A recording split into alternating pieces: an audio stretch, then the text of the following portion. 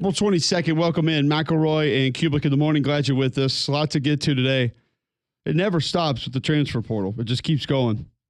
More names, more news. And the more things change, the more things transfer, the more they stay the same.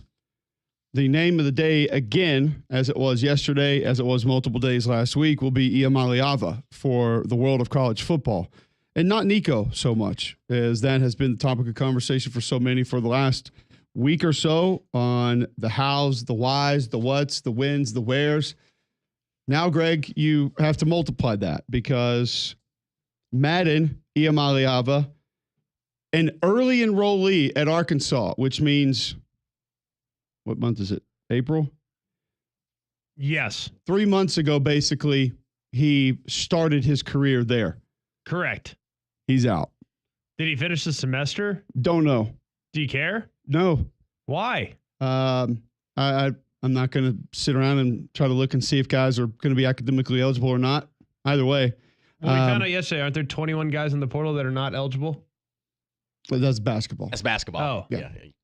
Dang it. I'm sure there's a lot more in football, actually. I hadn't seen the tape, though. Don't know exactly. Either way, Madden Iamaleava, Arkansas quarterback, who did enroll early out of high school, is in the portal and now out of the portal committed to UCLA. So then it begins to make you wonder, was Nico to UCLA some sort of a package deal and discussed as, hey, we'll get you an extra one if you can find a way to sign this one up and go ahead and get him in. But either way, this For family, 1.5, you could have them both. there you go. This family continues to stay in the news. They continue to, I'm going to say, lose fans or find more people to root against them in college football because the negativity surrounding them just grows and grows and grows. I don't know if there will be a more rooted against family in college football next year. I feel pretty confident saying that. I'm not sure there has been another family that has been rooted against more than theirs in the history of college football. What about the Bachmeyers? Bear Bachmeyer is in the portal. Yeah, Stanford quarterback, former four-star. I think Hank Bachmeier is one of those without eligibility that is still in the portal. He made some moves. Definitely made some moves. No doubt. Name a cooler name than Bear Bachmeier. What was Jackson Dart's brother's name? Lon. No. Lung. Lon Dart. Wasn't it like Osiris or Orion or something like that? I'm going to say not Osiris.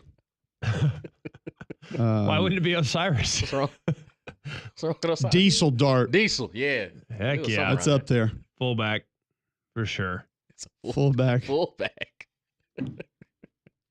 Has to be. We had General Booty. We had Pig Cage. Pig Cage is a good one. There was one I saw a second ago in the portal named Pooh. I mean, old school Bronco Nagurski's pretty good. Yeah, I mean that's a long time ago though. That one's been too normalized now. Cole, Allbarn, Big Cat Bryant. Yeah, it wasn't his name. Oh, my fault. Yeah, and Bryant is Bama. That's a Bammer. We name. have a college football player named Memorable Factor. What? Also, Dude Person. Love Dude Person. That's a. What about Pooh Lawton? Pooh Lawton. And it's not spelled P-O-O, it's spelled P-O-O-H, like Winnie the Oh, I got you. Different. H is silent. Yes. Memorable Factor is a 5'11" senior linebacker at Duke from London, England. Okay. His bio reads 2022 did not see game action. 2023 did not see game action. 2024 did not see game action. 2025 returning linebacker. To the team. Asterisk without game action. No. Safe to say his career has not been memorable thus far. Safe. He attended Eton College in Windsor, United Kingdom for 1 year, member of the rowing and rugby teams. He garnered national medals in rugby and was tabbed a 2-time gold and silver nationalist in rowing. Okay. Also attended Westminster School for 4 years. So his action is without the pads. He likes to hit without them. The pads made a difference. They made a factor in what he does on a football field. Memorable. Sure. Where do we think Dude Person plays? I'm going to say the Miami of Ohio. Why? Just seems like a MAC name. Dude person feels like a like a big like Midwestern Wrong. offensive lineman. Nope. He is a 5'10", 185-pound defensive back at Central Arkansas. Transferred in from Northwest Mississippi Community College, grew up in Oxford, Mississippi. Oh, he's a Southern boy. Yeah, I don't even have a bio picture of him. He had 53 tackles last year. He's probably a dude. It's his birthright, actually, to be one. Oh gosh, these puns are just too dumb. I'm trying to think of a great. Ooh, I like this name. How about Mac Strong as a fullback? Like that. That one. was pretty good. I like that one. How about D-Nos? I'm sorry? D-Nos? That's it? Yeah. D-Nos what? D-Nos White. Wouldn't have thought that. Can I buy a vowel? Can I phone a friend? Can you spell that for me? D'_Nas. D-Nos White. D-Nos. Okay. Probably a dude. Pork Chop Womack was up there. Pork Chop's a good one. Bear Bachmeier. He's transferred from Stanford. He's out. Doesn't want to 4-star. play for Andrew Luck. Nope. Can't do it. This guy doesn't know anything about quarterback play. I got to go. Oh, another Bear. 2 Bears in 4 different portal spots. One is Bear Bachmeier. The other is Bear Tenney. I remember when you had to really be a player to be named Bear. Yeah. Now they're just giving it out. Now it's They're just giving it out now. Back in my day, to be named after an animal, you had to be a dude. Now you can just be named dude. Yep. It's true. What are we doing? I have no idea. But back to the Iamaleava situation. You saw that Tennessee backfilled their quarterback situation. Yeah, that's another one that we have to get to. Everybody's really excited about Joey Aguilar now, which is funny because I didn't hear one single person mention one single word about Joey Aguilar going to UCLA and how great that was and how excited they were and how cool that was and how great it was going to be and how many yards he was going to throw for. But now Joey Aguilar is the guy. He's not bad. Baby, let's come on. What's his Tennessee offense now? He's not bad. He doesn't have a big arm. I think he'll struggle to make the throws necessary in that offense. But here's the thing. Are they going to surround him with good pieces? That's the question. Because I don't think they were willing to do that with Nico. I bet you would. So I've heard. They're going to, I bet they're going to go out and try to improve their roster because Joey Aguilar's there. I think they might actually recruit offensive linemen and receivers. Oh, boy. They're going to get back to that. Well, they're going to at least give Joey Aguilar assurances that they're going to go out and try to recruit those positions of we need. may consider it, guy. You know what? That's a genius idea, Mr. Iamaleava. I think it does make sense for us to try to get better this offseason. Thank you for bringing that to our attention. Always wanted to be told what to do about my team. Well, sir, our primary focus has been on the kicking game in recruiting this offseason. When we fill those spots, then we may consider getting back to taking a look at an offensive lineman or a wide receiver. But Maybe. Until then, I'm sorry, we can't make you any promises. Can't do it. My apologies. Mm.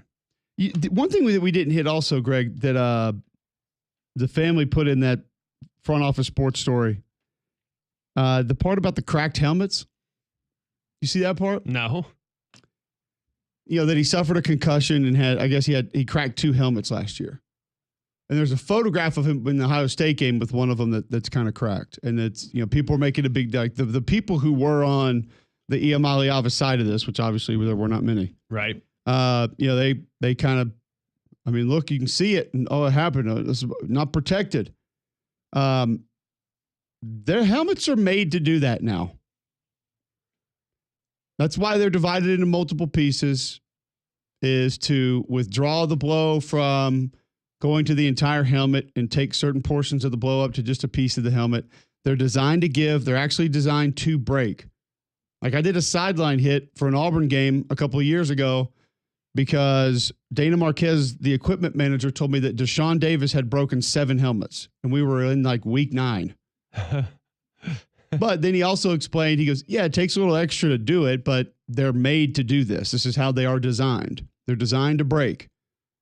And not extremely expensive to repair the parts that we need to, but that's how they take on portions of the blow to lessen the severity on the brain and head injuries. But that was used against Tennessee also by the family, and thought that was interesting because that's actually what they're supposed to do.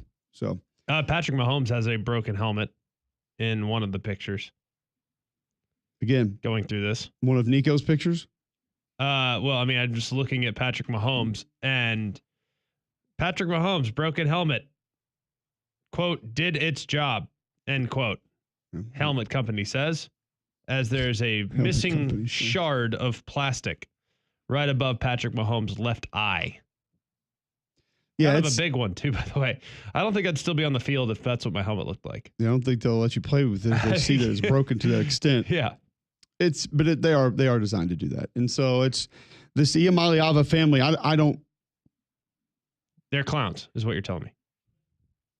It's a lot. I think we have figured that out, and I think we have come to the understanding of you are going to get some extra, and there's going to be some things, and maybe they just figured, hey, we've enraged everyone. Let's go ahead and get it all over with now.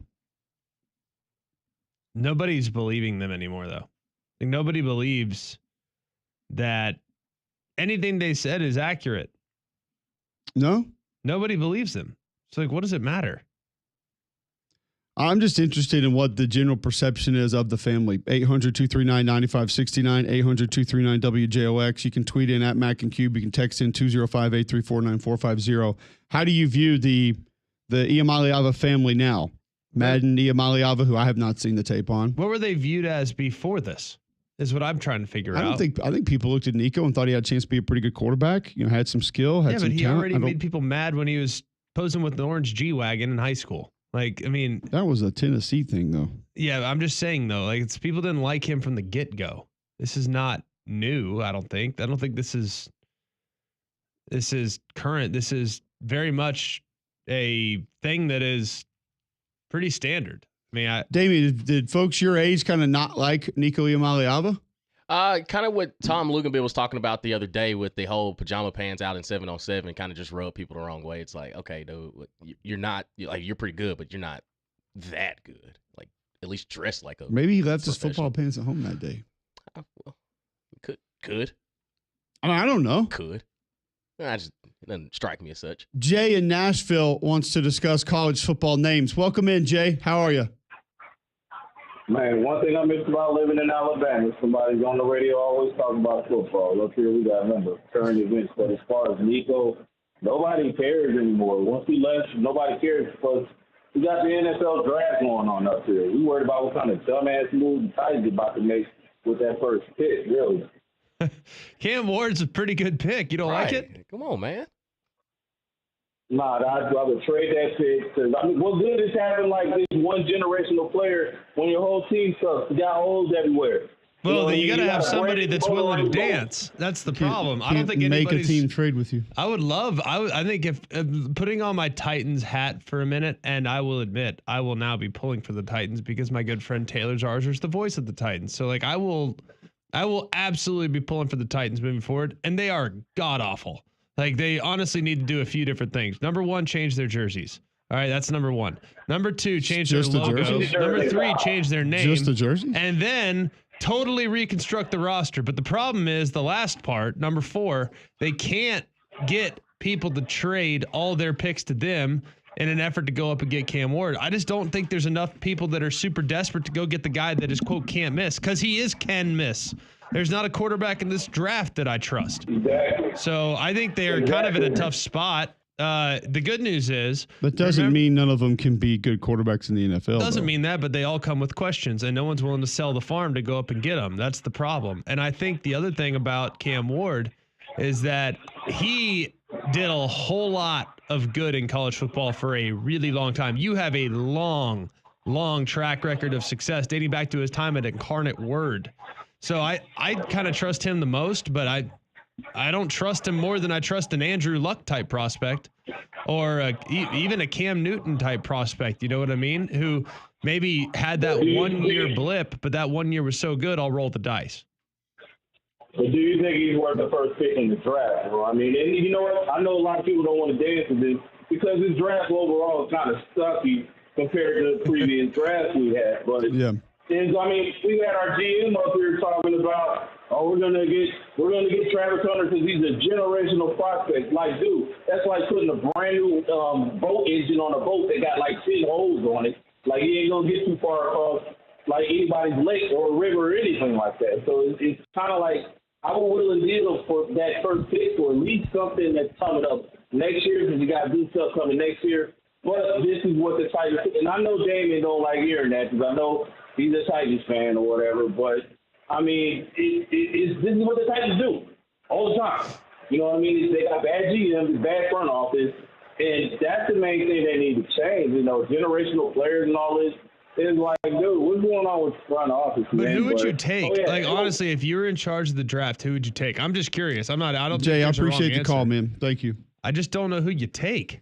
We'll do this. Tell our listeners about Shinar Flooring, and then we will discuss because there's news around why Jay is saying this we hadn't gotten into yet, and we'll get to it on the other side. Well, Shinar Flooring's great. If you're thinking about making some changes to your floors, highly recommend going with the contractor I would trust, like Shinar Flooring. They're terrific. Fu has built his team on a foundation of trust and integrity, and they have 40,000 square feet of Cortec flooring in stock by Shaw right now. They're the only company in the area that has that much inventory in stock. So you can go and check it out. You can feel it, touch it, see it in person before it's installed in your home. This is 100% waterproof, kid-proof, pet-proof, and it brings value to your home or business. And it's ideal for really any part of your home, whether it's kitchens, laundry rooms, bathrooms, you name it, they got it. They can do 12 months interest. They can do 12 months financing with approved credit. So if you're thinking about making some changes to your floors, call who? Call Fu. Call them today at 205-518-6423 or go online at fuandyou.com. When we come back, we'll talk NFL draft and the news around it. Big news at the top of it right after this on Mac and Cube in the morning.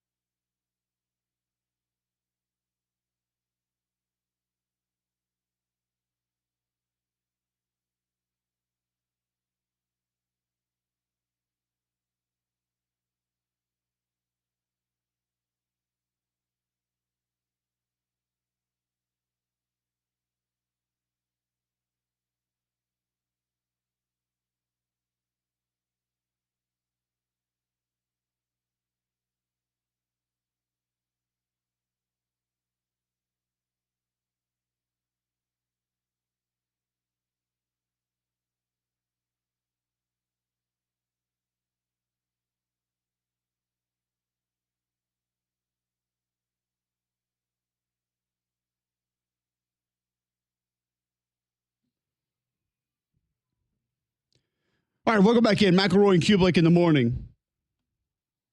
Jay called in from Nashville and brought up the NFL draft, and it's interesting for a couple of different reasons. News coming down early this morning from Adam Schefter that the Titans have informed quarterback Cam Ward that he will be the number 1 overall pick. And that Cam Ward, quarterback out of Miami, formerly Washington State, Incarnate Word, will be the first pick of this year's NFL draft. And brings up a lot of the questions as we were discussing a little bit earlier, Greg. I don't think it's a big surprise, number one. You can talk about the options and you can talk about kind of where would you go, what would you do. But for me, there's not a lot of options at quarterback, number one. I don't think there are a lot of other options to bump him out of the way as the number 1 overall pick. When you talk about just generational type players, as Jay was saying, that we just can't pass up on. I don't see a ton of those. I don't think Abdul Carter is one of those. No. I think Abdul Carter's a headache. Like I think he's a great player, but I think there's more that comes with that is not necessarily always going to be easy to handle. And that's, by the way, that's not the only one. The only edge rusher that can sometimes be a headache. Like sometimes those guys, they have a killer's instinct. You know what I mean? Like they want to go and hit somebody hard and are not afraid to be vocal about their frustration with the organization. So I think that Cam Ward makes a lot of sense at 1. And I think that them needing a quarterback, absolutely having to have a quarterback and trying to build a new stadium, all these other things. Like, who's going to help sell out seats more, Cam Ward or Abdul Carter? It'd be Cam Ward. You think? Pretty easy. With ease. So, you're trying to sell PSLs. I'm going to tell you what it's not going to sell. A D tackle that can fit the run.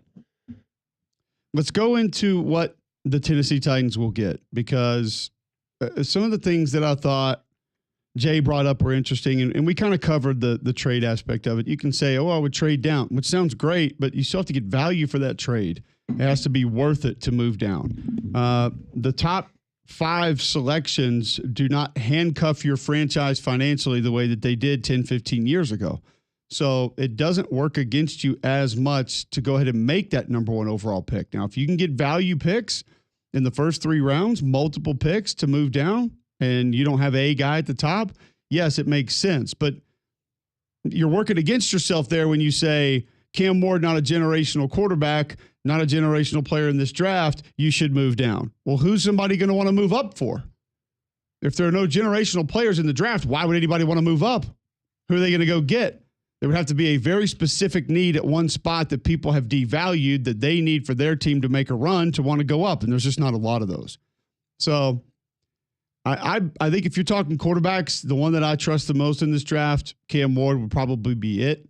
I had some advantages of doing their bowl game and talking to multiple players about how he handles himself, what he's done, who he is, things that he does off the field, at the facility, away from the field, with his teammates, on his own.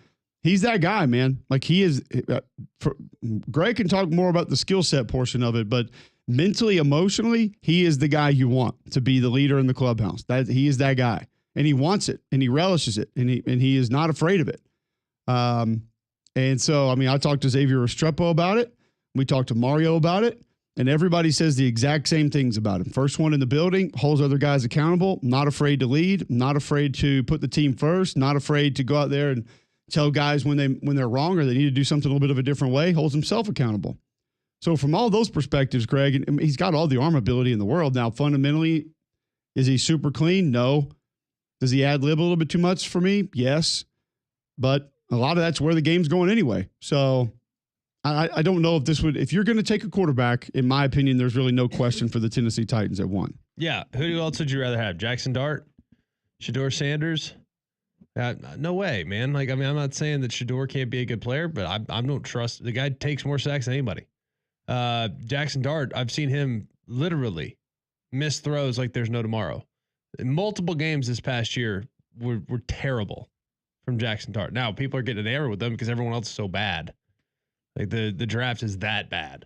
I mean, it really is. The guy that I think has the most ridiculous upside that you can get like at 4th round It'll be a guy like Curtis Rourke from Indiana, and I also like the kid from Louisville, Tyler Shuck, but he's got really checkered injury history. It's a problem. So those are two guys that I like a lot, but I mean, not more than Cam Ward. So I think it's a really unfortunate year to have the number 1 pick because you don't have that bona fide can't miss. But then again, it doesn't mean that you can't potentially ride Cam Ward into becoming a perennial all-pro player. I mean, he might be that guy. We'll see. I'd love that for him. I don't know if he will be, but we'll see. Is it the right move for the Titans and the franchise? Yes, they don't have it. The Giants made an overture at number 1. But no one knows what the details of that overture were. Okay, you can slide down 2 spots. We'll give you next year's first, and who knows what the deal is going to be. I mean, nobody's in a hurry to go up and get Shador or Travis Hunter at number 1. They're just not. Or Abdul Carter. That's just not worthy of a number 1 pick. There's not really anybody this year that's like, oh yeah, that guy's the number 1 player in the draft. I agree. I mean, there doesn't seem to be that can't miss generational player in this year's draft. I mean, who do you look at as just not situation, not place, not system, not coach they'll be with as probably the most high-end player in this? Let's go to this. Sporting News has, or SB Nation, excuse me, 10 bust-proof NFL draft prospects in 2025. You just give me kind of your thoughts, your opinions on where they go with can't bust prospects, which I actually don't think that there is such a thing because I'm about to say if a guy gets hurt in his first ever game and doesn't play again, people are going to label him as a bust. All right, nonetheless, Penn State edge Abdul Carter. Yeah, I mean, I think that he's pretty sure fire on the field. Like I mean, you got injury history with him? No, but well, you do a little bit with the shoulder and like not really wanting to play. It's like, kind of a weird deal there. I mean, I don't, give him $40 million. I think he's super solid. I'm not going to say can't miss. I have seen edge rushers coming out that I thought were going to be better. Or I felt better about him that did not really go in the NFL. Colorado wide receiver cornerback Travis Hunter. He's really small, man. Can't miss. I think he can miss.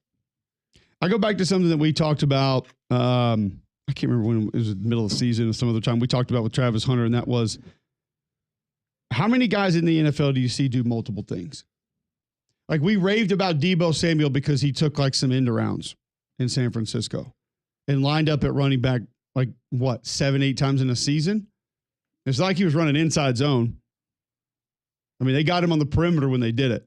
And that was, he's jack of all trades all of a sudden. He can do everything. Yeah. The reason guys don't do multiple things in the NFL is because the things that the people do in the NFL, they're the best in the world at what they do. The edge rushers, the pass protectors, the pass throwers, the pass catchers, the guys who run the ball, the guys who stand guys up at the line of scrimmage, they are the best at what they individually do. And it's very difficult to be the best in the world at a lot of different things. That's my concern for him. He's also 108 pounds. That's another concern. I mean, he's listed in 6 foot 180. Boise State running back Ashton Genty. He's can't miss. I think he's as close to it as you're going to get. He's that guy. He's a dude. Penn State tight end Tyler Warren. Love him. Not crazy length, though. I don't care. Can't miss. I think he's as close to it as Ashton Genty is. I mean, I just think he's a football player. I don't disagree, but he does a lot of things well. We just criticize Travis Hunter for that. They have Alabama linebacker Jihad Campbell. Injuries. And off the ball. I mean, it just hasn't played a ton of snaps off the ball. Sometimes the change of direction struggles a little bit. He does have the speed to make up for recognition. I mean, I think he's a good player, but like how many bad steps did he take against Vanderbilt? I mean, that's it's recognition to me. LSU offensive tackle Will Campbell. Arms are short. Can't play. Can't play. True. He is my number one tackle in this draft. There are very few tackles all time that I think you label can't miss because there's a reason they're drafted high. It's really hard to do. And think about what we just said with Abdul Carter, that he doesn't look anywhere near on the level of some of the big time pass rushers we've seen come out in the last decade plus. And that's what you're dealing with almost every week. So it's hard to say can't miss there. But he's pretty close to it for me. I think he's going to be great. I think he has all the demeanor, the attitude. I think he's technically, fundamentally sound. I think he's flexible. His arms are a little short. Honestly, don't care. I think he can get the guys blocked at the end of the day. He got worked by Dylan Stewart. Michigan cornerback Will Johnson. Absolutely worked. Injury history. He has been binged up. But what about as a player? I like him a lot. The problem is he's kind of a gambler. I can live with that. Like Trevon Diggs is a gambler. I don't think Trevon Diggs is a great cover guy, but he's gonna make plays. You know what I mean? So I think situationally, if he goes to a defense that gives some freedom, you got a good pick there. I think if he goes to a defense where you got to kind of play press man, play the player, not the ball, no vision, like you got a chance, I think, to have a solid corner. But I don't know if you're going to have top level corner. He needs to have some freedoms to jump routes, and he might get double moved up every once in a while, but I think he's the best corner in the draft. Okay. Ohio State wide receiver Emeka Egbuka. Remember, we're not talking about good player in the NFL. We're talking can't miss prospect.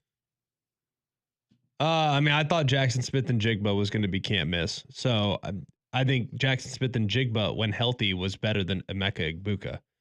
So I don't feel like Jackson Smith and Jigba has been as good as I anticipated him being coming out of college.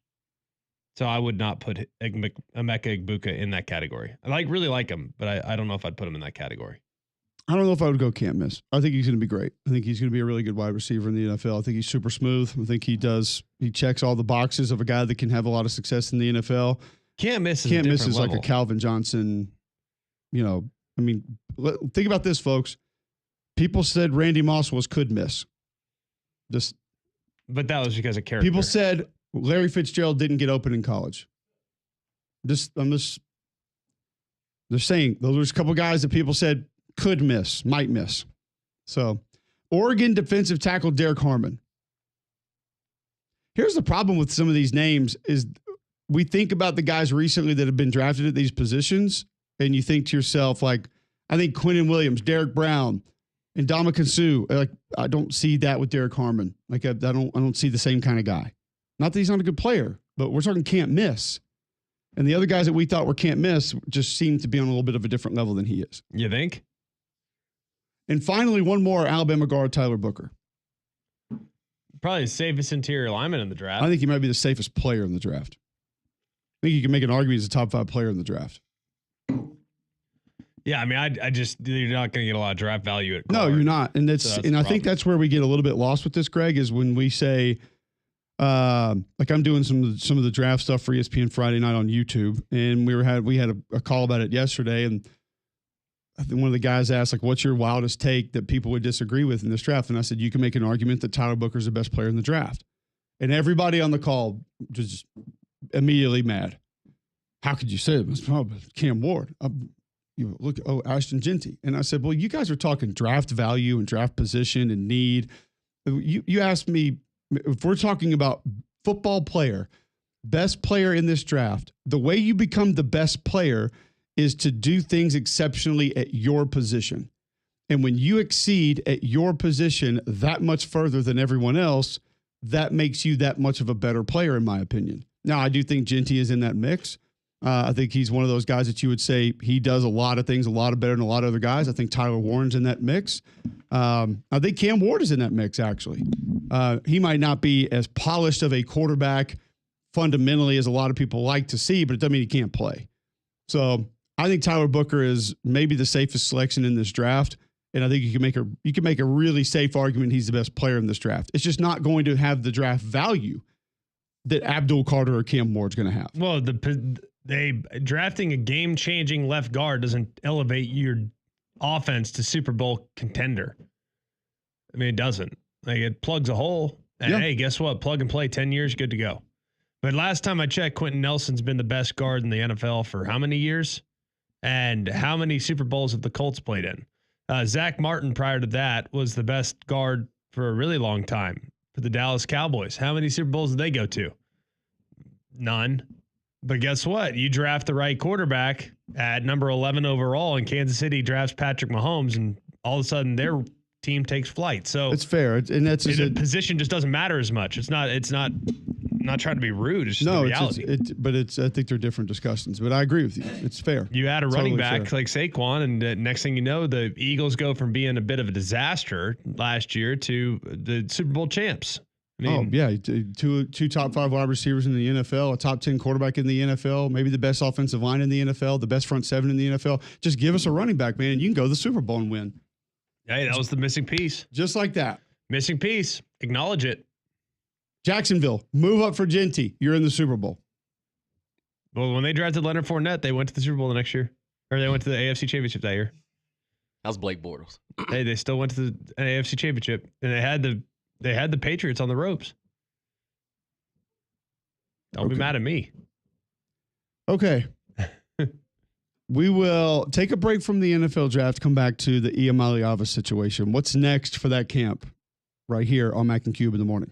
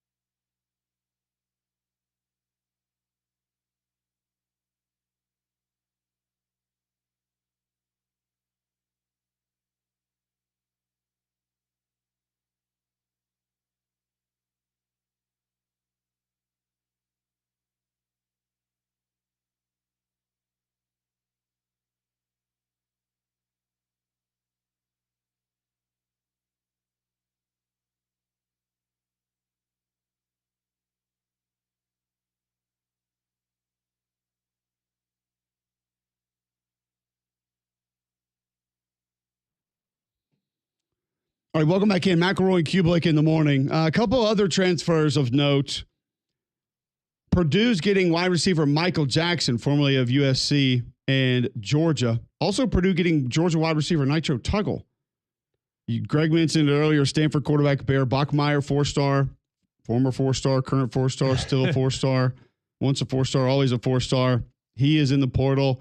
And Florida State offensive lineman TJ Ferguson is in the portal. Also known as Terrence Ferguson. Formerly of the BAM. Alabama. So those are a couple others. Also in basketball, Ian Shiflin, Clemson forward, is in the portal. Played 134 games for Clemson. He's got the curly hair. You would know him if you saw him. And Jaden Zachary from Clemson, also in the portal, formerly of BC. So two big pieces of that Clemson team that was pretty good this year are in the transfer portal. So it doesn't stop. It stays busy. And we'll keep you updated on what it's going to be and where it's going to go. We'll give you some added value here on Jocks as well, as I introduce you to our friend and wealth advisor, Tad Hill, your trusted retirement planning partner. Tad's a co-host of Retire with Freedom radio and TV shows in Birmingham and Huntsville. Also designated by Forbes as the #1 financial securities professional in the state of Alabama multiple years running. Tad, what do you have for us today?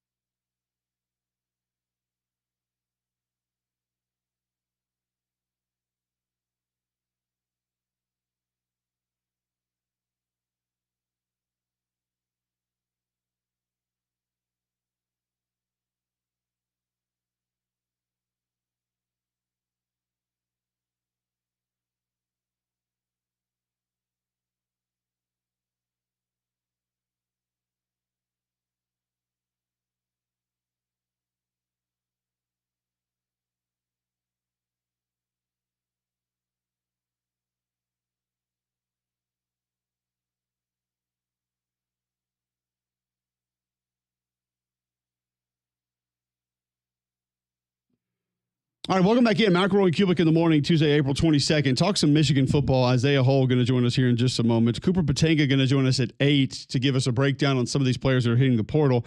Mike Tannenbaum, former GM that drafted Greg McElroy, going to join us at 9:15 later in the show. But Isaiah with us now on the Higginbotham hotline to talk Michigan spring.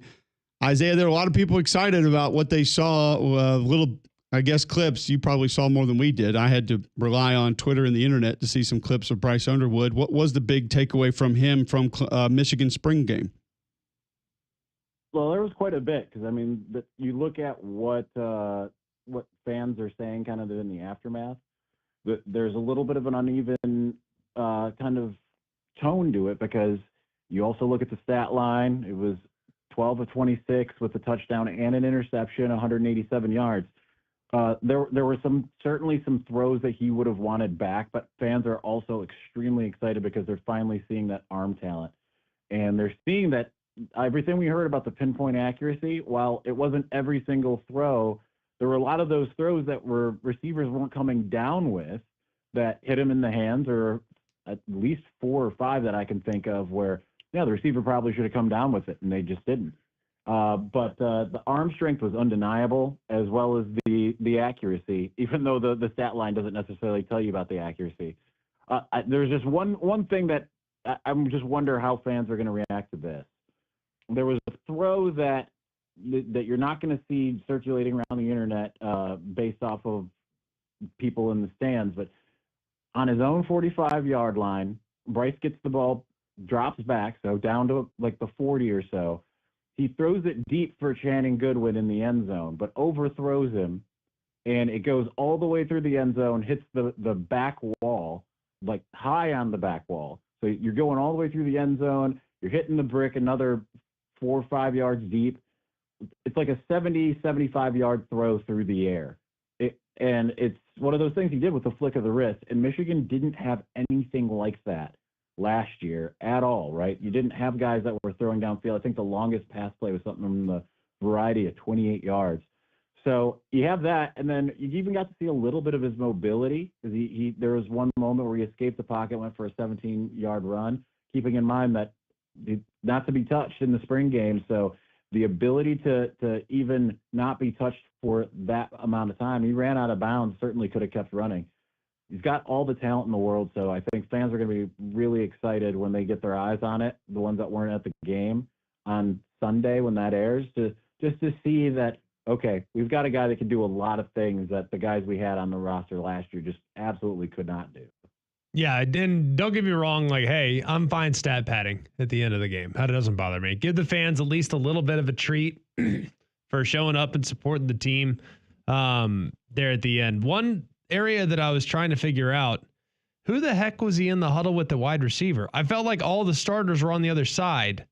All the guys that I was familiar with were on the other team, and he's throwing 2 guys that I'm unfamiliar with. So what's the thought process there?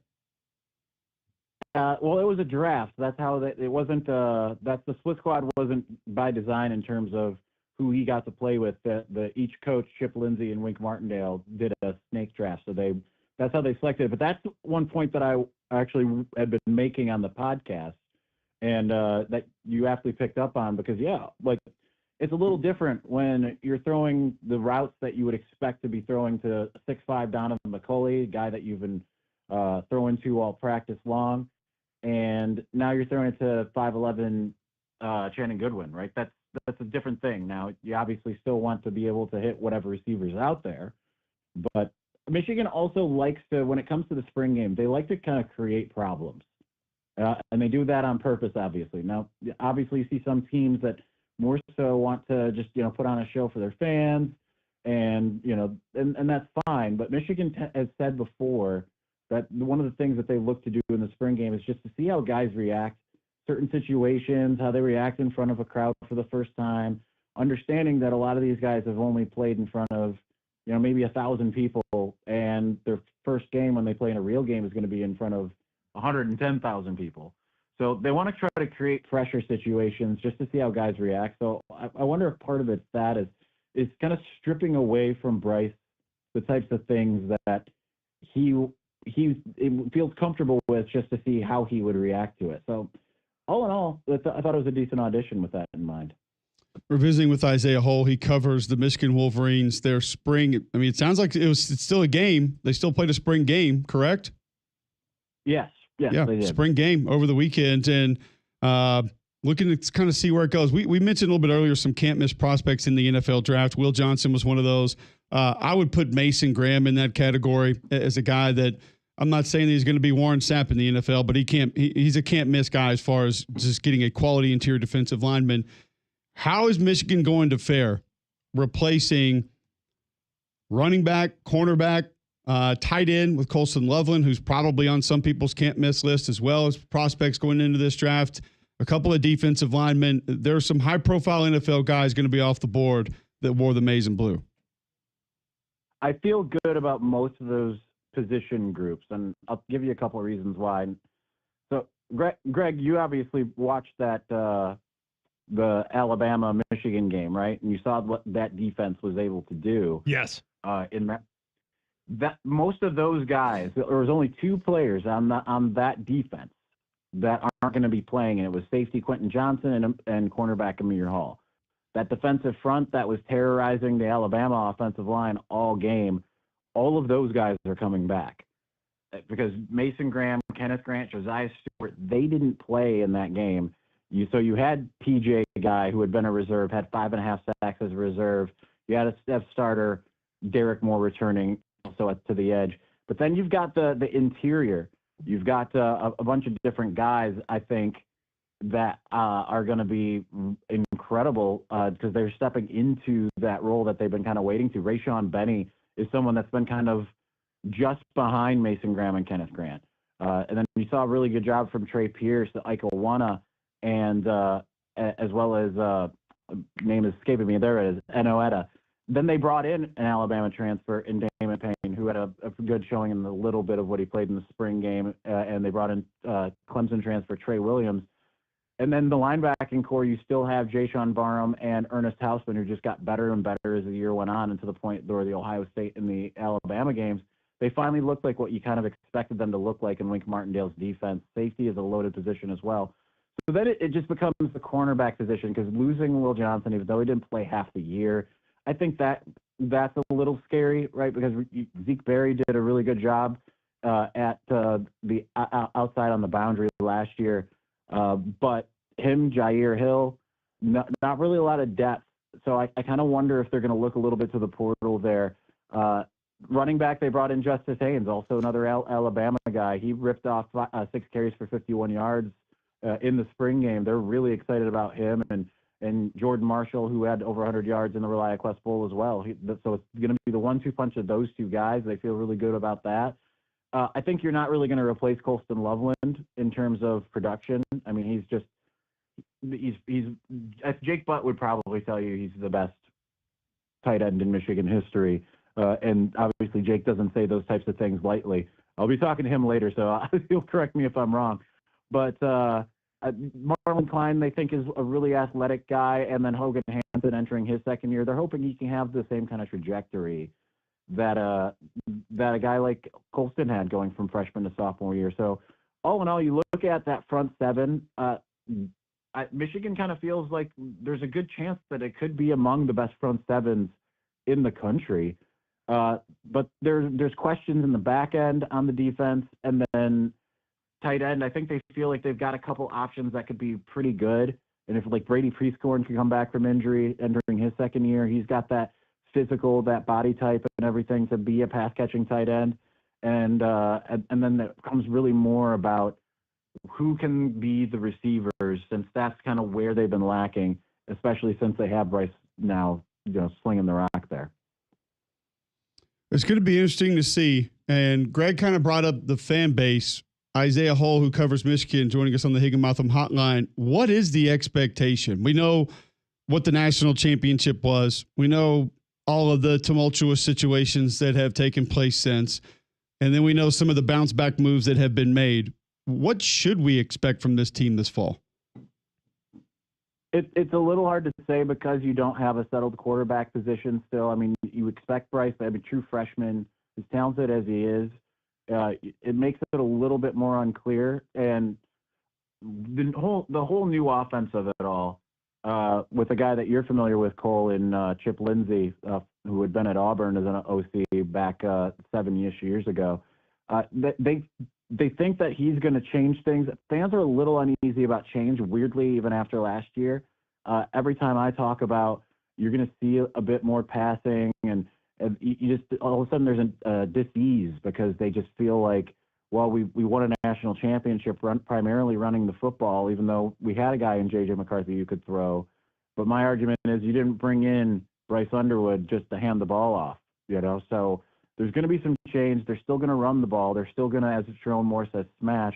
The schedule is a lot more amenable, so I think fans have pretty high expectations because they avoid Oregon, Ohio State. Well, they have Ohio State at the end of the year.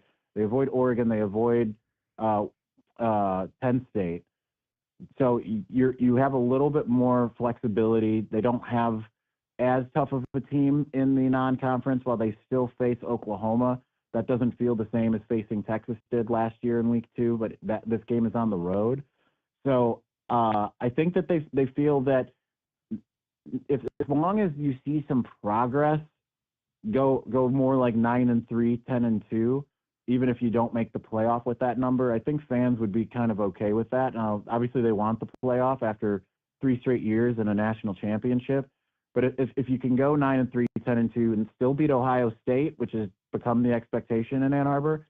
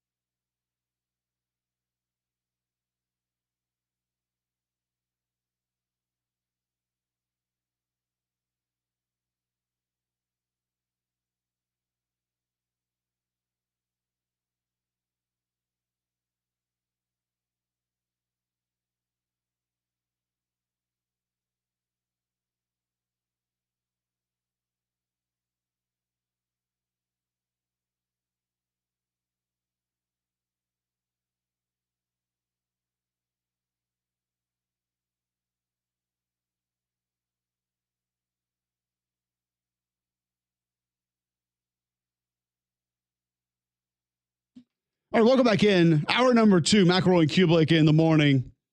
Cooper Patinga will join us here in a few moments to give us his take on some of these players that are hitting the transfer portal. It's the fun thing about it sometimes is that you don't know a lot of these guys and you have to go watch them and you have to go see them. And then you learn a little bit more about different guys that are going different places that you may not have had a chance to see a whole lot of. And, you know, we know about Nico Iamaleava.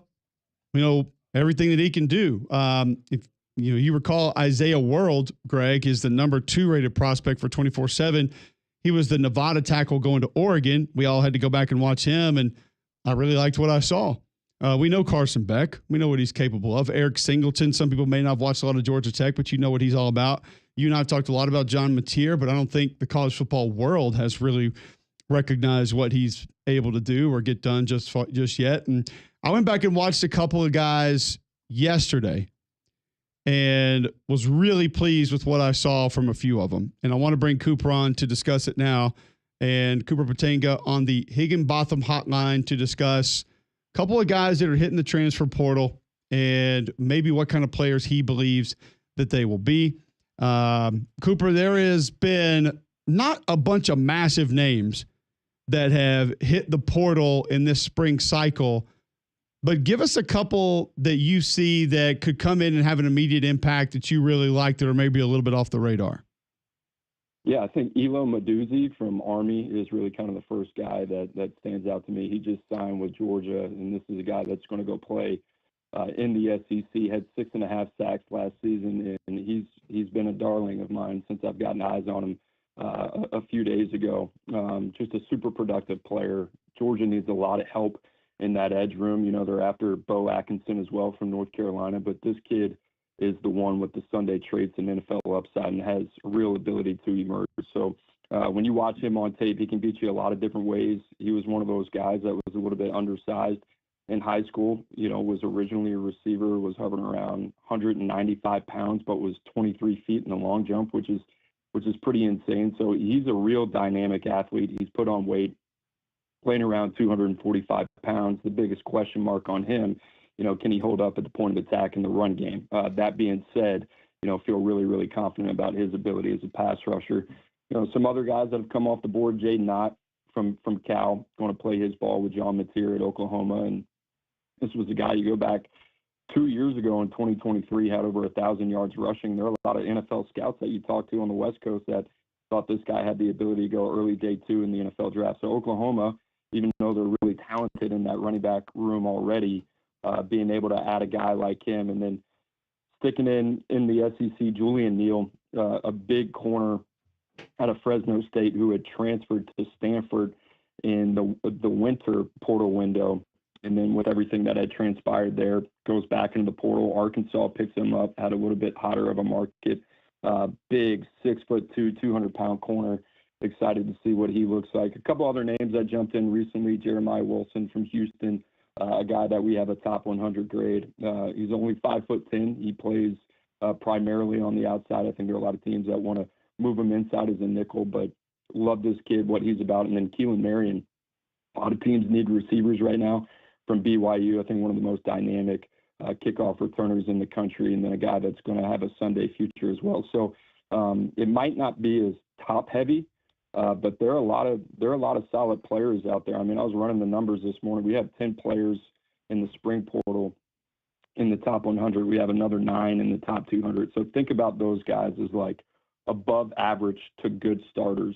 The rest of those guys, the other 80%, those are about adequate to above average starters. So those are teams trying to figure out, all right, can we get a rotational starter? Can we add some competitive depth? That's where the majority of the market is right now. All right, so Cooper Patenga is with us. We're talking transfer portal players at C Patenga 247. You can follow him on Twitter. Find all of his work at the 24/7 Sports Network. I want to go back to Elo Maduzzi. It's very rare that I go see a guy that I hadn't seen a ton of and kind of fall in love with him. I agree with everything that you said. I saw a lot of Jalen Walker in him, and I'm not saying that he's Jalen Walker, but I was beyond surprised at how good he was off the line of scrimmage. You can see the pass rush moves. He's got the twitch. I do think he gets stuck to blocks a little bit, but he wasn't afraid to play the run and take on pulling guards. I mean, he'll do it. I don't know if he'll hold up for an entire season, but I think he can add some weight, not having to do everything he did there at West Point. But it was the off the ball stuff where he's tracking down plays from the backside. He's reacting and reading to different plays very quickly. It wasn't normal that from what you see of a pass rusher who's asked to drop off at certain points in time. I completely agree. Yeah, you're not off at all there. That was one of the reasons that, you know, I think we were so convicted to be able to rank him as high as we did, had a top 50 grade on him. And ultimately a guy like, you know, right now we have him as a kind of middle to late day 3 guy, but I could see him climbing boards in a hurry, especially playing in the SEC. But that off-ball activity is something that Georgia relied upon a lot with Jalen Walker. And, Yep. and you're completely right. This guy's ability to play sideline to sideline was something that really stuck out as well. And you go back and you start to learn a little bit more about the athlete. It really shouldn't shock you given his background as a receiver. So he's going to be not only a piece that I think Georgia's really excited about. He could be a household name here pretty soon in the fall. when you look at some of the positions that are just in high demand overall, we saw the David Stone one, for example, from Oklahoma, D tackle, hopping in for about 10 minutes and then ultimately cooler heads prevailing and him returning to Oklahoma. It feels like that was less about David Stone and more about the position. And I've not seen or talked to a single coach in the last 2 or 3 weeks that would not take quality depth at defensive tackle. Has that become the most coveted position in the portal over the last few months? It's up there for sure. I think it kind of changes, but everybody is looking for big bodies right now to kind of fill it out. Auburn's 2 guys this cycle already, one from Florida A&M, another one from Liberty. I think everybody's just trying to find, all right, where can we add solid depth? So anytime you have this combination, it sounds simplistic, and it really is, but guys that have played meaningful snaps and that have size and or functional athleticism on the interior defensive lineman, those guys are going to be prioritized, especially in the spring portal. That just kind of seems the last position where everybody is trying to make a mad dash and fill out their roster. There's other spots too. You look at offensive tackle on the other side. Joe Cotton, this tackle that jumped out of South Dakota, liked him, didn't love him, but we were here in a market north of $2 million, which is insane. He ends up at Cincinnati, and this was a guy that, was a late day 3 type of prospect in the NFL draft. So, the tackles, I think, oddly enough, like linebacker, that's a really hard, thin position to find guys in the portal. So there's teams out there that don't love their situation. They don't love what's on the market, but they need a body. So those guys are kind of reaching as well. And then the other one where you're talking about a market being priced out very, very quickly is safety. Everybody's looking for able-bodied safeties. And if you're a safety, and it goes back to what I said about defensive line, you played meaningful snaps, you're going to get overcompensated, and that would have gone back to the December window as well. So we're seeing some guys maybe test the market, and then their true market value is a little bit higher than what you would actually think it is by watching them on tape. Some other SEC schools and what they're doing in the portal, maybe guys not ranked as high as some of that we've talked about leading up until now. I know Arkansas has added a couple of guys that maybe people are excited about. Some folks maybe looking at saying they can come in and potentially contribute, be players. I know Philip Lee, the edge guy, they're excited about. Give us a couple maybe from this spring portal window to the SEC that aren't towards the top of your list, but could really help a few teams. Yeah, that's a good one. Like I said, with Arkansas, with Julian Neal, that was a guy that, I want to continue to bring up because I think he can help them immediately. If I went down my list here in the SEC on the top of my head, I apologize because I've been 1,000 miles a minute watching a million different dudes. The Blake Steen kid, he hasn't signed anywhere yet. Mississippi State is a team that's involved in him. That's actually Tyler Steen's little brother. This kid plays tackle, can play guard. Those are the guys that are out there right now, and I'm sorry to flip the conversation here, but like the depth of the number of players that are coming from the group of 5 level that have maybe only played 1 year. There's a number of players that play tackle at group of 5 that will ultimately play interior offensive lineman at the power 4 level. So, Steen comes up, the running back that Ole Miss was able to sign out of Troy, blanking on the name right now, but that's a kid, just given Ole Miss's background, what they've been able to do, is another kid that's a pretty interesting cat as well. Damian Taylor, excuse me, that was the name that was avoiding me. So a couple names that come up, Ricky Fletcher as well from South Alabama, a guy that missed the majority of his year last year for USA. Big, long corner. Ole Miss has had a lot of success with those type of guys. So like I said, there's some guys in here maybe that, aren't perfect because of injuries. Maybe there's some off the field stuff. Maybe they haven't even had the exposure to playing time that you would think. But there's some teams out there taking some swings that some of them are going to hit, some of them won't. So we'll see how that goes. A lot of quarterbacks are in the portal right now. I know several of which are not scholarship guys. I don't know why you would get in the portal this time of year unless you absolutely have to. But the big one that I was curious about is Joey Aguilar, who's transferring now from UCLA to Tennessee, him and Nico trading places. What are the odds that he can potentially win a starting job when he arrives in Knoxville?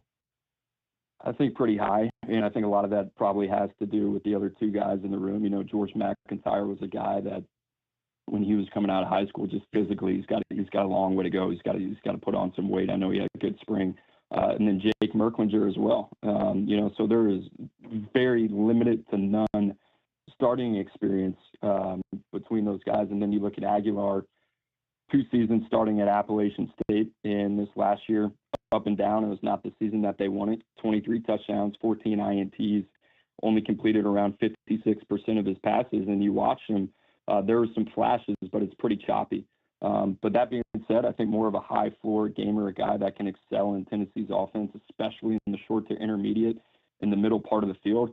Ironically, a part where I thought Nico kind of struggled a little bit. Nowhere close near the arm talent or the NFL type of arm that Nico has in terms of being able to stretch the field and what he can do in the deep third. But this kid's a gamer. He's tough. He's experienced. And, you know, I was kind of curious if Tennessee would look at Steven Jelly. And, you know, I think the fact that we haven't seen them linked to Jelly leads me to believe that they wanted somebody a little bit more experienced of the caliber of like Joey Aguilar. Yeah, Greg and I are both high on Angeli. I thought he was going to win that job, and I would feel pretty good about Notre Dame if he would have. But what do you hear about where he potentially could land?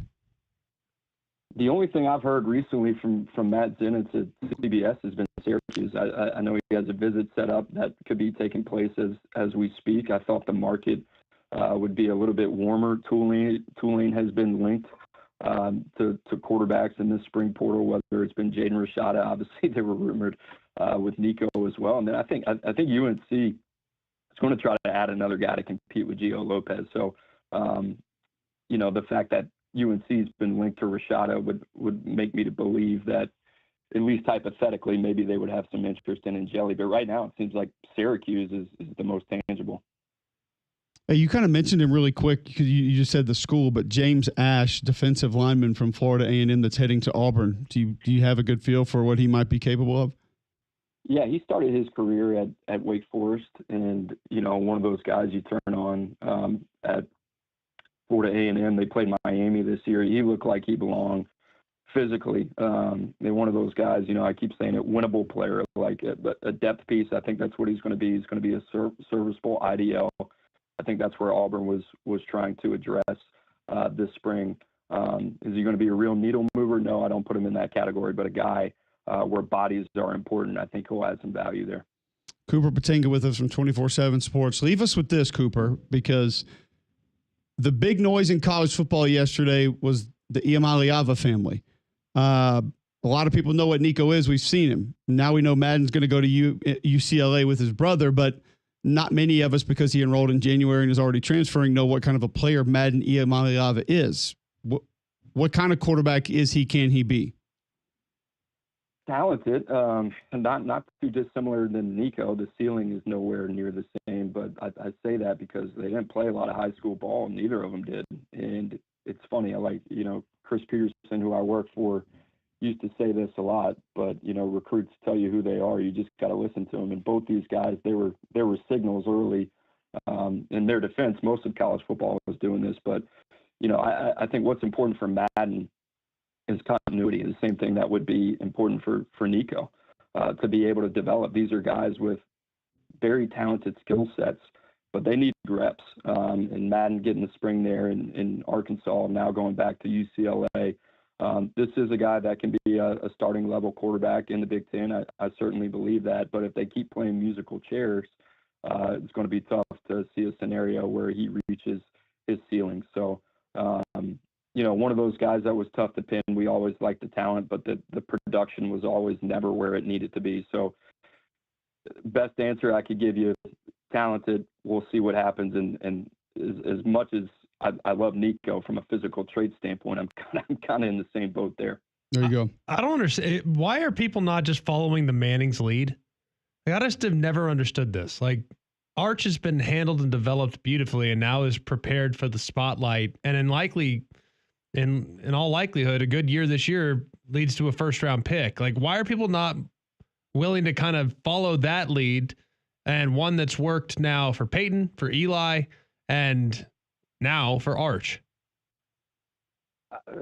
Simply put, I think there's a lack of competence around these young men in terms of decision makers. And I think more times than not, they are being advised to sacrifice or compromise their long-term development for short-term gain, at least financially. And you brought it up. I mean, look at Drew Aller. Look at Garrett Nussmeier. Look at these guys that have sat and competed and developed in the same system, and now they'll benefit from it. Now, the other side of the argument is going to be like, well, there's other guys that have transferred and had success, Jaden Daniels, Bo Nix, but even those guys have had 2 years in the same system under the same offensive coordinator, and that's important as well. So if you're going to transfer, at least just transfer once, don't transfer multiple times. So I'm with you on that 110%. It's perplexing to me. I think the advice in college football is as bad as I've ever seen it. And we live in this transactional world, and it's crazy. But for the guys that have the restraint and the discipline to understand what's on the line and the benefit of being able to sit and develop and trust the process and the coaching, I think ultimately those guys will benefit in the long run. No doubt. Cooper, great stuff. Thanks for hopping on with us, man. We always enjoy visiting with you. Look forward to doing it again soon. Appreciate it. Thanks, guys. There you go. Cooper Patanga, 24/7 Sports at C Patanga, Petanga 247. You can follow him on Twitter. Great with evaluations of portal guys, high school guys, and just wanted to catch up with him and get some thoughts on some players moving around inside college football. Continue the discussion on the portal and what's next for a couple of these players right after this on Mac and Cube in the morning.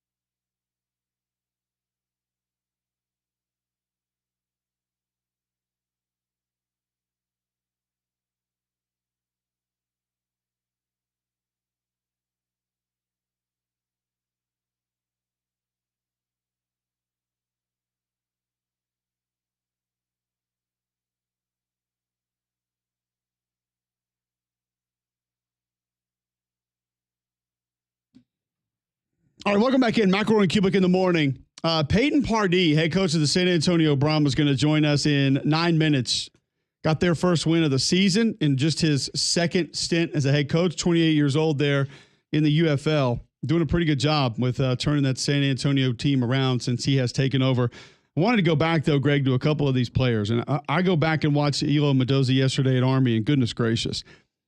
The twitch is extraordinary. The ability to get off the ball, flexible, uses his hands well. As I told Cooper, I do think he gets stuck on blocks just a little bit. Tries to rely on speed to power, bull rush just a little bit too much, but a lot of these edge guys do this day and age because he can catch tackles off guard. Not going to be able to win consistently with that move until he proves that he can beat you with speed time and time again in the SEC.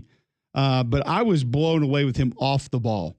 When Army asked him to back off the ball and sort of diagnose, and you've seen this just like I have. Like, I mean, Pittsburgh asked James Harrison to drop every now and then, and you're just kind of like, okay, he's just filling space. Like, it's like you're basically there to sort of have a body in the flat to make sure that they don't throw something quick out there, but you're not really doing much.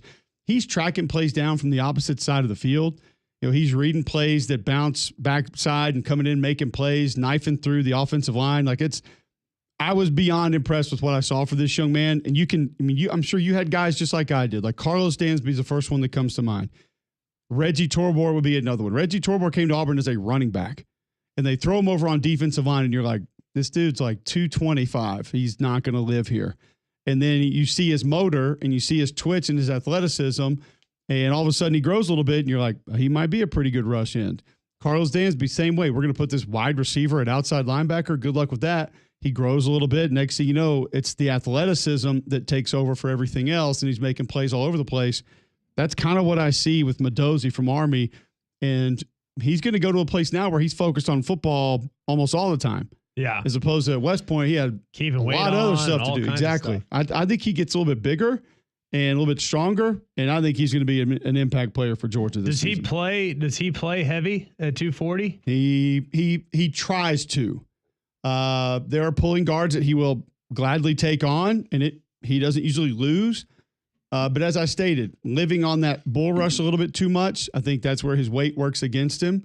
And then I think just hanging on to double teams is something that's not going to be a strength of his. But he doesn't back down from it, I'll tell you that. I mean, he plays like he's 245. That's all you can ask for. No doubt. Especially if you're off the ball and you're running, you're peeling gaps and you're got some run throughs and you're just initiating contact. I mean, if they play him like a Whit Weeks, kamikaze pilot type of role. Well, you and I have talked about Chambliss for how many years now? Like all he does is turn and run at pulling guards. Like he takes on the pullers like behind the center. Exactly.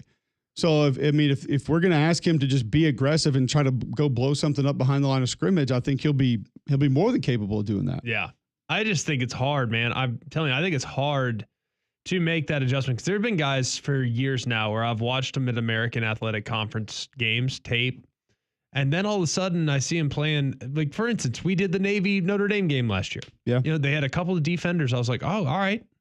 Like, a couple of these guys on Navy's defense are going to cause some problems for Notre Dame potentially. And then all of a sudden those helmets that were popping back, that when they initiated the contact against, say, Memphis, they start initiating the contact against Notre Dame, and it's the other guy's helmet that's popping back. Right. You know what I mean? That's the only the gap now. I'm not saying he can't be. It's a position of need. You take him, and you're happy that you have him because you're one of the few that has a guy that might actually be able to help you at this position this time of year. But I really think that gap is bigger than it's ever been. And going from G5 to P5 and expecting to be an impact player is a hard thing for me to forecast. Does it happen? Of course. But I do think it's harder to forecast now because the gap is just so dang wide. So I hope it happens for Georgia. I just don't know if it will for sure. Yeah, if he gets a little bigger, stronger, which I think he will. I mean, he's a kid that was a 6'2", 195-pound wide receiver in high school, and he's already grown into this, what he's been as an outside backer for Army. I saw a lot of the traits that I know Georgia defensive coaches love and are going to want to use and are going to find ways to use. And I think this is one that's going to go their way. I think he can play. Also went back yesterday, watched a couple other guys, and really feel better after yesterday about the Texas Longhorns and kind of what they're doing this offseason. We haven't mentioned them a ton. They haven't been a school from a portal perspective that has garnered a whole lot of attention, probably because they haven't had any big losses, but they haven't had the massive names come in. But I went back and watched the receiver that they're getting from Stanford, Emmett Mosley, and I feel even better about Texas now. I mean, the bigger target, 6'2", 190. Kid loves the block, not afraid to. The thing that got me with Emmett Mosley is his football awareness, like understanding how to transition from route into blocking somebody on a screen, how to get in front of a DB when he's blocking him down the field to not get a penalty, just little things like that. Show how to use his body to wall off a defender catching a ball over the middle of the field. For a freshman to be able to do some of those things, Greg, like his football awareness is off the charts. Had a couple drops that I saw, but I don't think it's a consistent issue. And I just think with the way Sark moves his pieces around, Emmett Mosley is going to help Texas a lot. Well, when I think about Texas, I always think about who do they have coming up that we don't know about yet? Because I always feel like there's 2 or 3 guys that are like, oh, wait till this guy. Wait till this guy. Wait till this guy. And I'm a little worried about their depth at defensive tackle, though. You look at consecutive years, they might have receivers. They might have I'm a little worried about tight end, too. I don't know if they have adequately solved their tight end challenge. So tight end's a concern for me, and defensive tackle's a concern for me. I can live without the tight end. That is not something that's going to keep me up at night. That's a bonus with all the weapons that they have. Their defensive tackle depth and the attrition they've had at that position the last 2 years is a hard thing to be able to replicate and replenish. You think about Byron Murphy, Sweat, Tavondre Sweat. They lost their top 4 defensive tackles, their top 4 snap receivers at defensive tackle last year. All 4 played at least 260 snaps. That to me is something that is really, that's a hard position to replace. And when you're having to replace that many year to year and difference makers in some cases year to year, at what point does the well run dry? You know, that's what I would be a little worried about. All right. It's fair. It's a totally fair concern. All right. When we come back, Peyton Pardee, new head coach of the San Antonio Brahmas, is going to join us live right here on McElroy and Cubelic in the morning.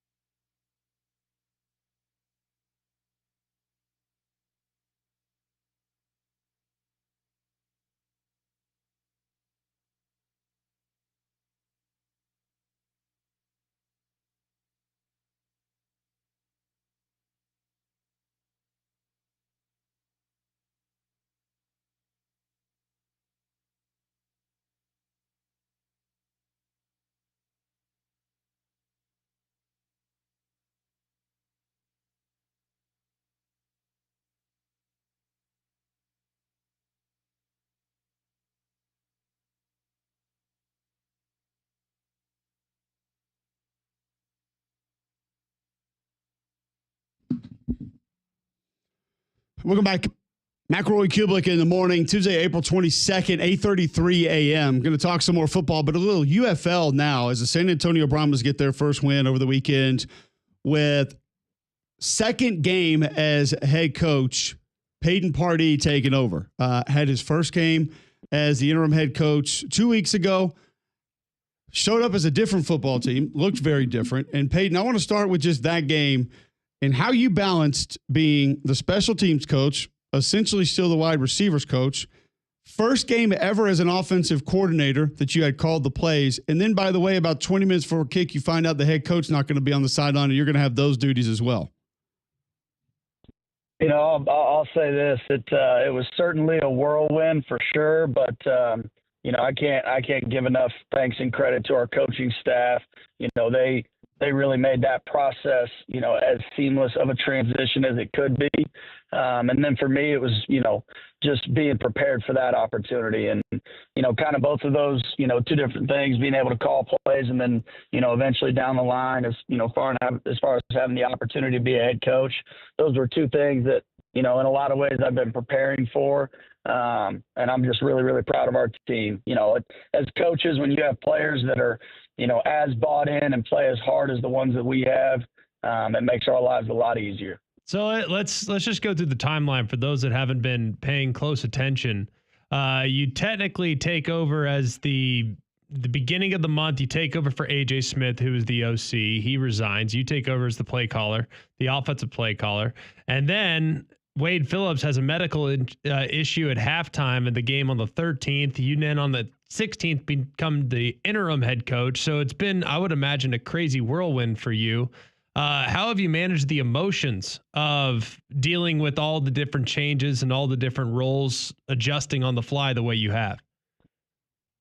You know, I'd say, you know, first and foremost, you know, I want to lead with how much I love Coach Wade and how much we appreciate him for, you know, everything that he's done, not only for me in this program. And so that was definitely, you know, I'd say a challenge because he's revered and thought of very, very, very highly in the Brahmas, you know, organization from players to coaches. But, you know, as far as emotions for me, it's just, you know, a lot of feelings of gratitude. And being very, very, you know, blessed and fortunate for this opportunity. You know, my natural personality, I'm a generally very optimistic and excited person, I would say. So for me, it's been a lot of positive emotions, but, you know, it's an opportunity that I feel very, very blessed and fortunate to have. You mentioned your personality, but I mean, this is in your blood also. Jack Pardee was not only a player, but a coach that's well-renowned all over multiple levels of football. How much is it helping you right now that you were kind of raised with football in your DNA, raised around the game? You know, I would honestly say I think it helps quite a bit for me. And, you know, you kind of just said the exact phrase. It's from a very, very early age. You know, I was blessed to be able to learn, you know, not only from my grandfather, but from my dad as well about, you know, football and different situations and motivating men and all that goes into the game from a coaching perspective that you don't always see, you know, on TV or if you're not, you know, around the locker room. And so, you know, it was between that and then having the opportunity to work for, you know, David Bailiff and Wade Phillips. You know, I always tell people, you know, I feel like I've been blessed to have basically a PhD in football is kind of what my coaching career has been. And, you know, especially with my early life being around my grandfather and my dad. So, you know, it's my grandfather. He's one of my heroes. And he's a coach and a man that I greatly look up to and hope that I can, you know, emulate, you know, a lot of the characteristics that he had as a coach and as a person. It was kind of wild here doing Birmingham radio. We had to kind of weave him in, but the different ways in which he's entangled. He was one of the Junction boys, so obviously played for Bear Bryant at A&M, which is now an SEC school. And, of course, the SEC headquartered here in Birmingham. All SEC fans listen to our show. He was also the head coach of the Birmingham Barracudas in 1995. So we had to get that in.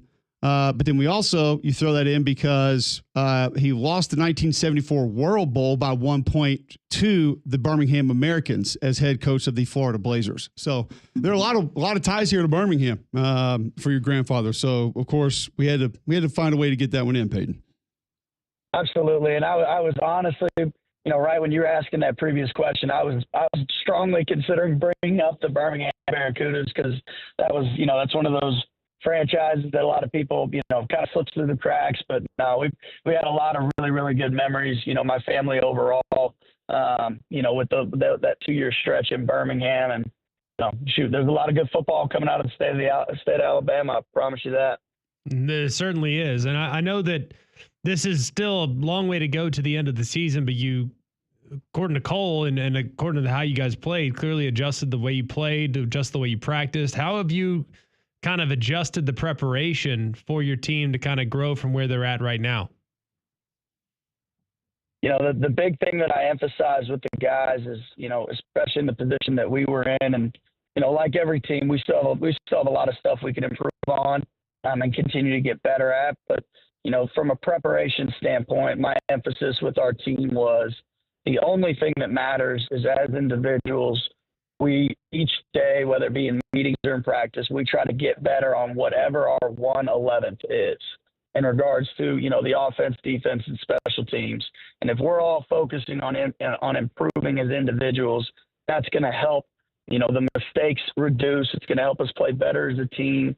And so for us, it's when, the position that we're in and our emphasis moving forward is going to continue to be, we need to focus on this immediate upcoming week and the opponent at hand, because at the end of the day, that's the most important thing in front of us. And I think our players, I got to tip my hat to them. They did a great job of responding all week, especially with all the adversity, generally that was going around and different coaches and different movement. And so I'm really, really proud of our coaching staff and of our football team for how they were able to respond the past 2 weeks.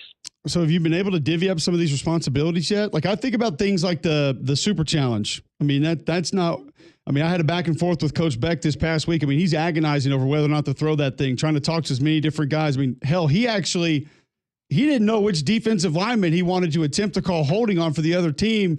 And hearing him buy time with him being mic'd up was just remarkable because he knew exactly what he was doing. But knowing whether or not you're going to throw that, different decisions going for 1, 2, or 3.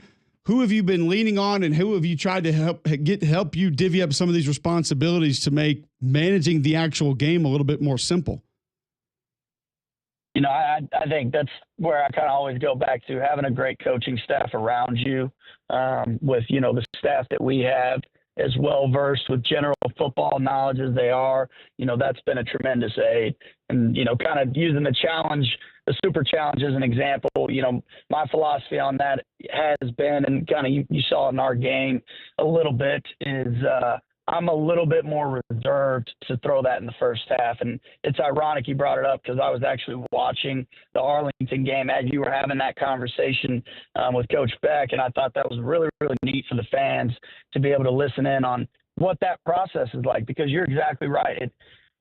To me, a Super Challenge for a coach, it takes a lot of people's input and opinion into things. And so, in that regard, using that example, our offensive staff, our coaches in the booth, they do a really good job of helping me, have an extra set of eyes, when defense is on the field, and then vice versa. If the defensive staff sees something that is, blatant and egregious, those are the instances that we try to throw our challenge flag. But overall, I think it's kind of a combination or a group effort, between the offensive staff, defensive staff, special teams coordinator, and myself, as far as what phase is on the field, who is available to, have an extra set of eyes. And then, ultimately, you have to make the final decision. But, I am very blessed to have a great coaching staff with me. Peyton, I saw Kellen Mond after our game in Detroit 2 weeks ago. I told him, I said, I thought that's as comfortable as you've looked this year. And I feel like I saw a lot of that this past week, as well as you guys get your first win. How much more can he grow this year? I said this last week, and I will continue to say it. I truly think Kellen Mond's best football is ahead of him. And I can't say enough good things about, not only him, but the other 2 quarterbacks that we have. And losing an offensive coordinator, quarterbacks coach, and head coach all in a 2-week span can be quite the challenge for a quarterback room. And I think those guys have really responded, at a very, very high level. And with Kellen specifically, you can see, like you mentioned, you see his confidence improving. And I think for me, it gets back to not only with him, but the other offensive, players, whether it be O-line, receivers, running backs, is what we're trying to do, as an offensive staff is tailor what our game plan is to fit their strengths. And so in doing that, the goal is the players should become more comfortable. They should feel more confident. And thankfully, we're seeing that kind of show up, as a total offense over the past 2 weeks. And so we just have to keep it going. Peyton, thanks for hopping on, man. We're happy for you. It's been really cool to hear. And also great job sort of working over the officials back in the replay booth. Dude, no, I appreciate you. That was hopefully a very interesting TV product and a neat conversation. I think people enjoyed it. Yeah, to kind of listen in on. I think people enjoyed that. Well, I look forward to seeing you this weekend, man. Congrats again. Awesome. Thank you, guys. Y'all have a great rest of your day. There you go. Peyton Pardee, new head coach of the San Antonio Brahmas. Like you said, Greg, that timeline. A.J. Smith, offensive coordinator, walks away on a Tuesday. You have a game on Sunday. You all of a sudden are the offensive coordinator for that game while you're managing special teams and wide receivers, because your new wide receivers coach came in on Wednesday, who had never coached, period, much less coach wide receivers. So you're still handling receivers. You're still handling special teams. You get to call plays for the first time ever 4 days after you announce the OC. And then about 30 minutes before the game, you find out that your head coach is not going to be on the field or in the booth. He's going to stay in the locker room. And then 2 days later, you're announced as the interim head coach. I mean, it's that easy. That's a lot. And by the way, a league where you have super challenge flags and you can go for 1, 2, or 3. It's a lot of other things in game that you have to manage and worry about. Oh, by the way, we're trying to ask you for interviews during the game also. Yes. No, there's a little bit going on. I would say that there's a bit of a learning curve. I couldn't imagine having to do all the things that he has to do and learning on the fly like that and calling the plays and all these other aspects of it would be brutal. Absolutely brutal. So certainly not envious of that situation for sure. Nope, no doubt. All right, but you will see him in action again as the head coach this weekend. We will continue talking football on the other side. Before we do that, tell our listeners about Polar Bear Services. Polar Bear Services has been the one-stop shop for me for a very long time. Very much appreciate the experience I've gotten from Polar Bear Services. Wes and the guys do a great job of getting everything taken care of around your house. They've added plumbing. They've added electrical. We had some people lose power here in the community just last night. They can install one of those beautiful Generac whole home generators. That's what they do. They're electrical specialists as well as HVAC. And they're going to make sure that your system is up to the test when the hot weather rolls through. You want to make sure that your AC is ready to run the gamut in triple-digit days. Remember, if you have a problem with your electrical, plumbing, heat, or air, just pick up the phone and call the Bear. It's 205-497-BEAR.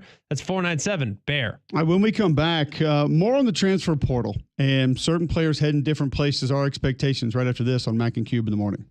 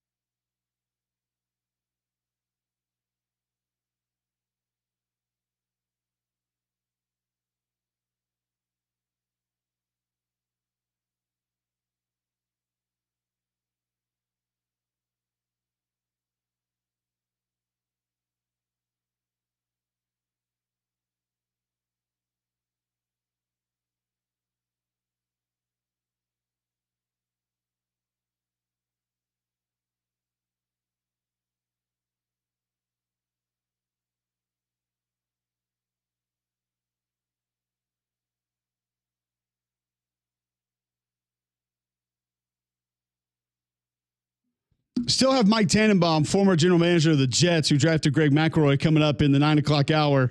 He'll be with us at 9:15. Talk NFL draft, where Cam Ward has been notified by the Tennessee Titans he will be the number one pick. Just hypothetical here. If you were going to be the number one pick, would you want to know going in? Yes. If you had the option of knowing or not knowing. Shortening that wait is a dream. The longer I had to wait, the more stressful it becomes. I don't want to wait. That's for sure. And you don't want to wait to take advantage of the deals that you'll find at Bill Smith Buick GMC. Take the short drive up to Coleman. You'll see what I'm talking about. It's the dealer of the year. They've won it 5 consecutive years. They've been the number one pick of GMC dealers. They have the biggest discounts. They have the best service. They sell more vehicles in the Southeast than anyone. And that's why they can offer deals like this, like a GMC Sierra 1500 Denali Ultimate. This is the nicest trim, the most beautiful the most beautiful truck on the road. You can get it for $72,190. That's nearly $15,000 off the sticker price. Deals like that to keep people coming back. That's why 75% of their business is repeat customers. It's because you have a better experience when you shop with Bill Smith. Take the short drive to Coleman. You'll be glad you did. You could also shop online. Have delivered right to your driveway at BillSmithBuickGMC.com. All right, so we've talked a lot about the transfer portal. UCLA gets Madden Iamaleava, Arkansas quarterback who enrolled in January. So the trend of guys enrolling in December or January and then leaving in the spring portal window continues to move along. This one a little bit different, but still question marks as to how you can go a place for 3 months and then say we're out. So Tennessee, who loses his brother, Nico Iamaleava, to UCLA, is going to get App State quarterback Joey Aguilar. And a lot of people, a lot more excited. I feel like that this really sort of deserved yesterday, Greg. But what do you see in his game that the Vols are going to get? Well, I think he's a pretty good player. I mean, I liked him a little bit last year. I think he's got a pretty quick release. I don't think he has a huge arm. But then again, sometimes the huge arms, maybe that's what Josh Heupel covets. It also leads to a lot of misses. We've seen a bunch of misses the last couple of years from Tennessee quarterbacks on overthrows. I don't anticipate that being a problem for Aguilar. He's got a little mobility. He can run some. I think he's tough as nails, by the way. So I think that's helpful as well. The question is this is a pretty simple, by the way, a pretty simple offense to learn. It's not a very difficult offense to figure out. They can basically tell you where to go. It's not outrageously difficult, but I do think developing that chemistry, that camaraderie with the program is extremely difficult in a short period of time.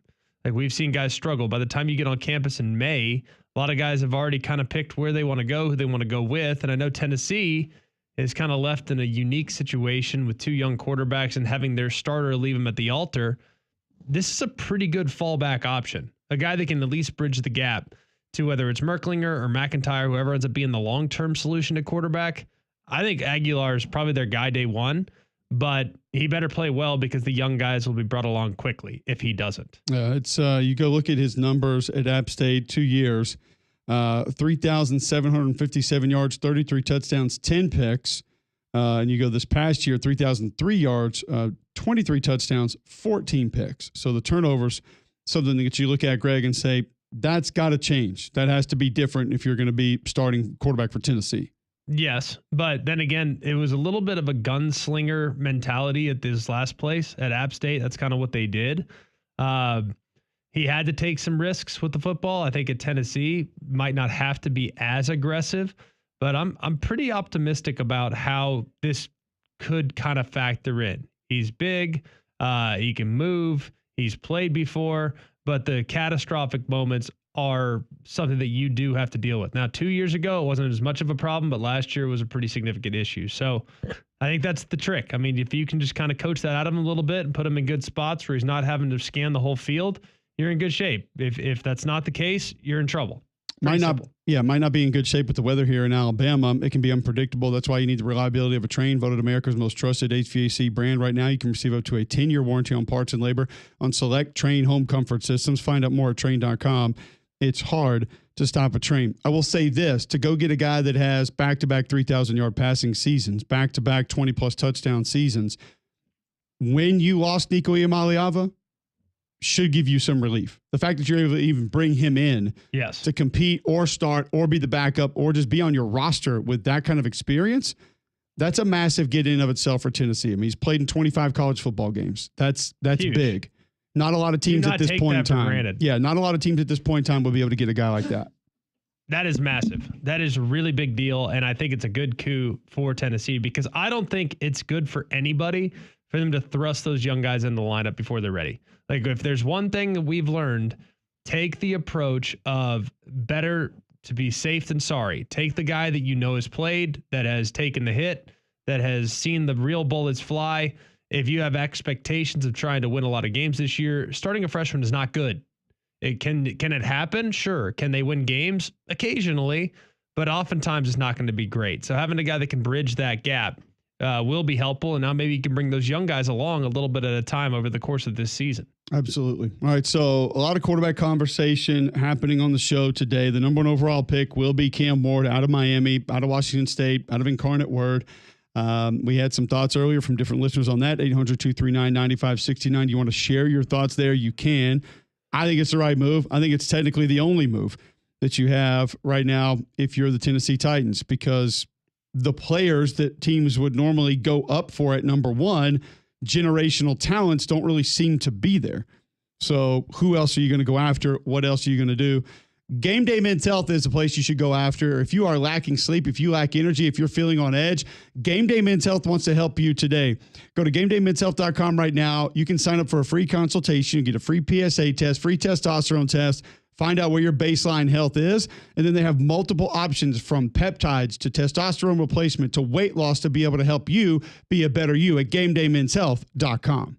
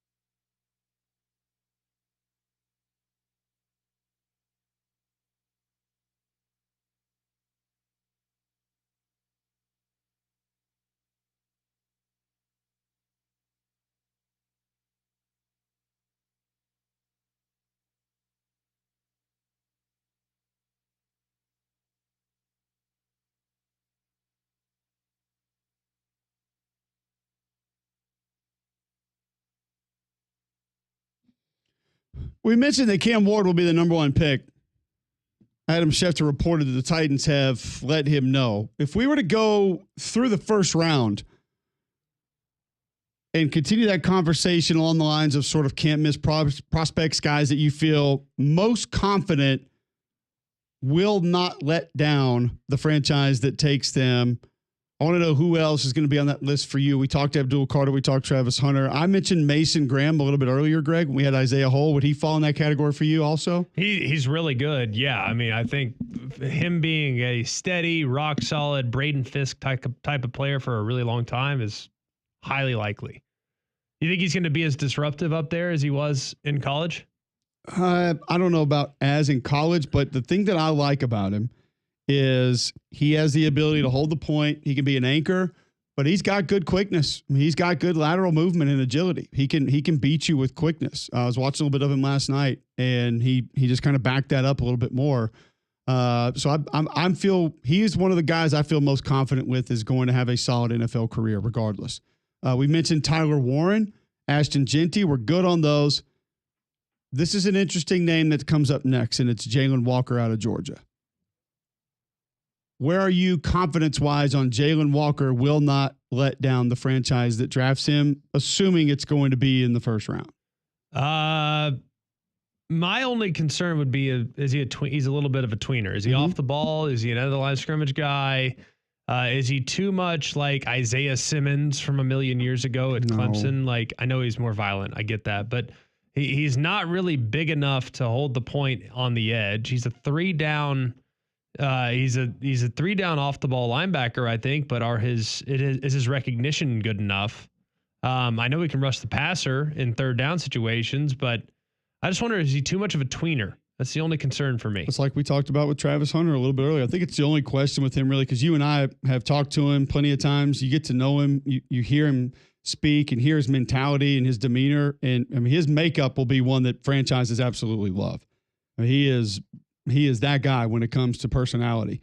I just wonder what is he best at, and can you consistently utilize that in the NFL? It's a fair question. I love him as a pass rusher, but I also love some of his ability to find the football and get to the football off the ball.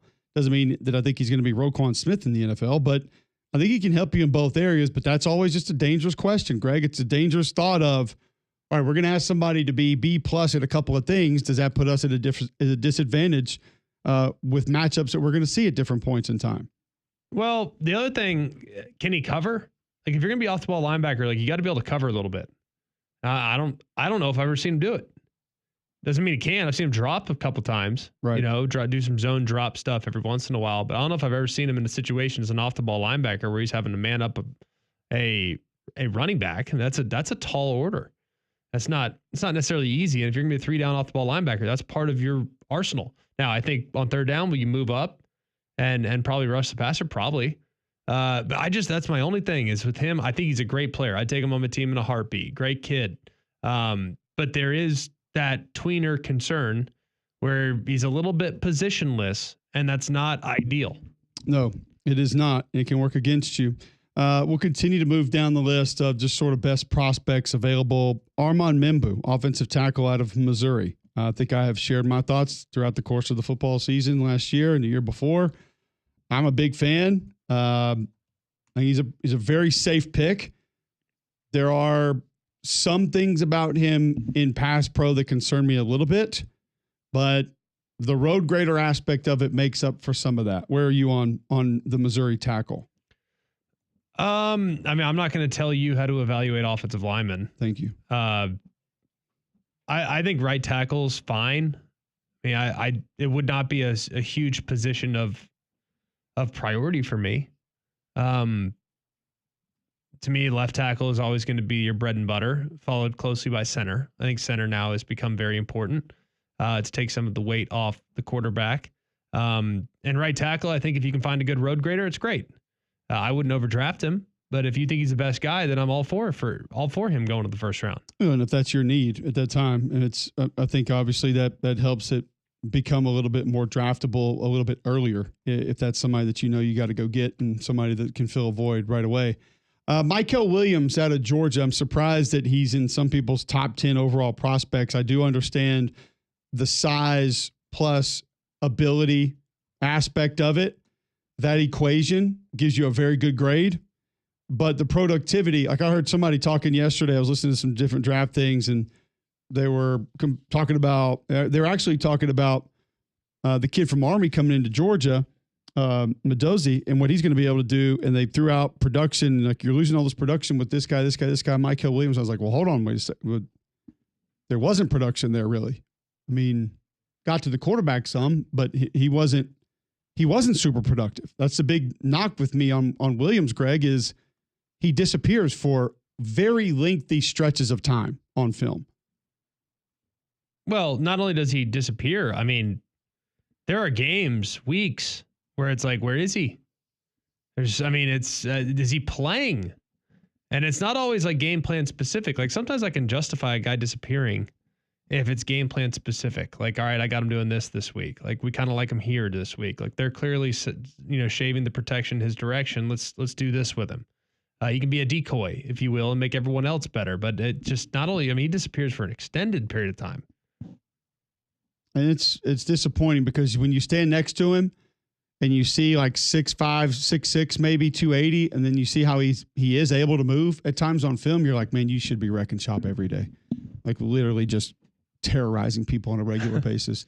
Colston Loveland, tight end, Michigan. Where are you on Colston Loveland's game? Absolutely love him. He's a grinder, man. Like him and Tyler Warren are just excellent. Like, think both have a chance to be great. And I just think I think you can't go wrong there with either one. I'm with you. Jahdae Barron out of Texas, corner, which is an interesting name for a lot of different reasons. Where are you on Jahdae? I think he's undersized. That's the problem. I think he's a slot corner. 5'11", 194. Yeah, I don't think he has the length to be an outside guy. So I would probably lean towards him being a slot guy and just know that that's going to be a limited value. But I love his demeanor. I think he's got the right mindset and the guy thinks he can walk on water. 100%. And I love that. As a corner, like I absolutely love that trait. I asked him at media days. They had the running back issues. Remember SEC media days last year? They had, some running back depth problems coming out of spring. And they would end up losing more even after that. I said, have you asked Sark maybe to move to running back? He goes, oh, yeah. He goes, I could do it. I said, they give you a shot? And he goes, well, no, not yet. And I said, and I can't remember who I was with, and said, all right, week one, whoever they were playing, UTSA, whoever it was, he said, you're in at running back. You get 25 carries. How many yards? He goes, I'm going over 200. Easy. I was just like, wow. Okay. We do not lack confidence at all. But as you stated, at that position, you almost have to have it. You have to have that brain if you're going to be successful at that spot. And he's got it. And I think, too, the fact he's played some safety helps him. He's got versatility. He's played different positions. And I love the fact that when I talked to that defensive staff last year, Greg, he came back specifically for this. He knew there were aspects of his game that he needed to work on. He knew there were going to be a lot of dings with NFL teams. And he said, I got to clean those up. And he wanted to come back and work on them. And I commend that. And I appreciate that. So I think that's something that that teams will like about him as far as kind of what he is and maybe what he has the opportunity to be in the NFL. We've talked Shedeur Sanders a little bit. He would be on this list as well of guys that are potentially going to come off the board pretty early. But what's the ceiling for Shedeur as an NFL quarterback? I think he's middle tier. I think he's capped physically.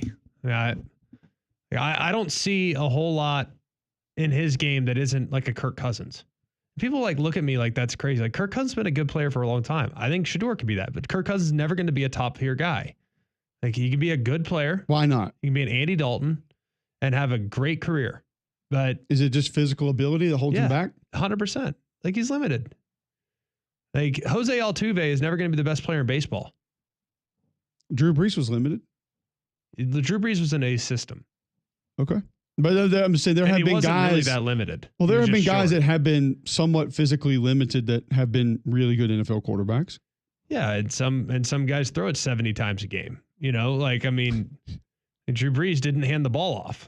Why do you think the numbers were so extreme as it relates to Drew Brees? Because he didn't hand the ball off. They wouldn't run it. Like it was all short passing attack. It was West Coast to the max, and it was good. It was a good system. It fit what Drew did well. I don't think Shedeur has a great feel for the pocket. I don't think he's great at keeping his eyes downfield. I don't think he's great when it comes to getting rid of the ball when the pass rush is coming. I don't think he's great at acknowledging uncle when his guys loses up front. I think if things are perfect, he's great. But things have to be perfect. Yeah. And that's things are seldom perfect in the NFL. Oh, almost never. You cannot rely on that. Tetiora McMillan's a guy that you and I both watched, covered, studied. He's in the 15 to 20 range as far as overall prospects in this draft. I just want to ask the question first. Would he be your first receiver off the board in this draft? No. Like traditional wide receiver?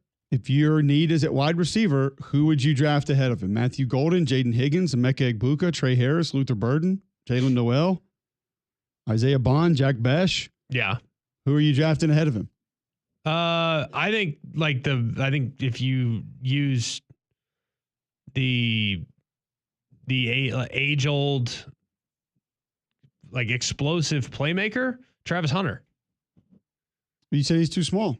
He is too small, but that's to play corner. I think if you move him at wide receiver and quit with this two-way nonsense, then he'd be fine. Like Devontae Smith is fine.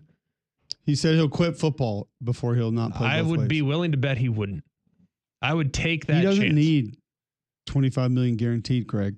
Well, that's fine. I would take that chance. I bet the UFL will let him play three ways. Go look go look and see how much corners get paid, and go look and see what Jamar Chase just signed for. He'd be like Jim Otto in the NFL. Yeah. I would literally be willing to roll the dice on that.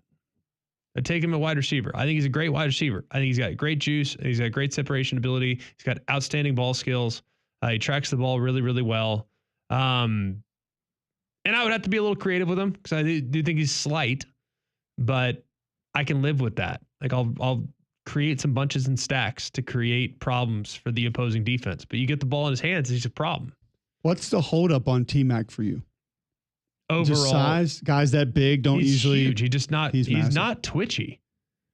Like he's just not twitchy. And I'm not saying he can't be amazing. Like he could have some Roma Dunze qualities or whatever. Like he's just not a twitchy very rarely player. Those huge receivers. I mean, Calvin Johnson is the exception. Randy Moss was a pretty big guy, but you think about the Chase Claypools that people have taken chances on. Who was the kid out of Notre Dame last year still? Roman Wilson that the kids take. I mean, like very rarely do those massive, massive guys go to the NFL and have success. The kid from Florida State that the Eagles took. You had him. He was like the 6'8" guy. Yeah, Johnny Wilson. Johnny Wilson. You also have, what's Keon Coleman doing? Like, he's a big boy. I don't remember exactly how big, but he was a pretty big guy. Like, what's the kid from TCU that got drafted a couple years back, first-round pick? Quentin Johnston. Yeah. What's he doing? Dropping passes. Where's he at? The Chargers. Oh, gotcha. Okay. So, there are some, like the Mike Williams of the world. There have been some. But you better have some twitch. Like these corners have gotten too big. Like, you better be sudden. I have always said that if I had my choice at wide receiver, give me like a guy that's 6'1" to 6'2", 200 to 205, can do some things with the ball in his hand, but really, really good with ball skills and really good when it comes to immediate short area quickness. Like that's what I'll take. And I think Emeka Egbuka checks those boxes. The problem is I've only ever seen him play the slot. Sure. Like if I knew he could play outside, I'd feel great about it. But I can't draft a guy in the top 15 knowing he's purely a slot receiver. That's just not versatile enough for me. All right, you'll hear from Mike Tannenbaum on maybe bigger receivers, how to draft them, how to grade them, how to look at them. You have to wait for that though. But one thing you never have to wait for, Greg, is your dental care. That's because Family Dental has you taken care of. They're the urgent care office. You can be seen the same day in several locations to make it easy on you in Hoover, Fultondale, Homewood, Alabaster, and Trustful. Family Dental will get you in and accept your insurance most of the time and can do free teeth whitening on routine cleanings. They can get you in on Fridays and Saturdays, and Family Dental is exactly where you want to be because they have so many different options for you. So call them today at Family Dental at 874-9605. That's Family Dental, 874-9605. Back with Mike Tannenbaum, former GM of the Jets that drafted Greg McElroy, next on Mac and Cube in the morning.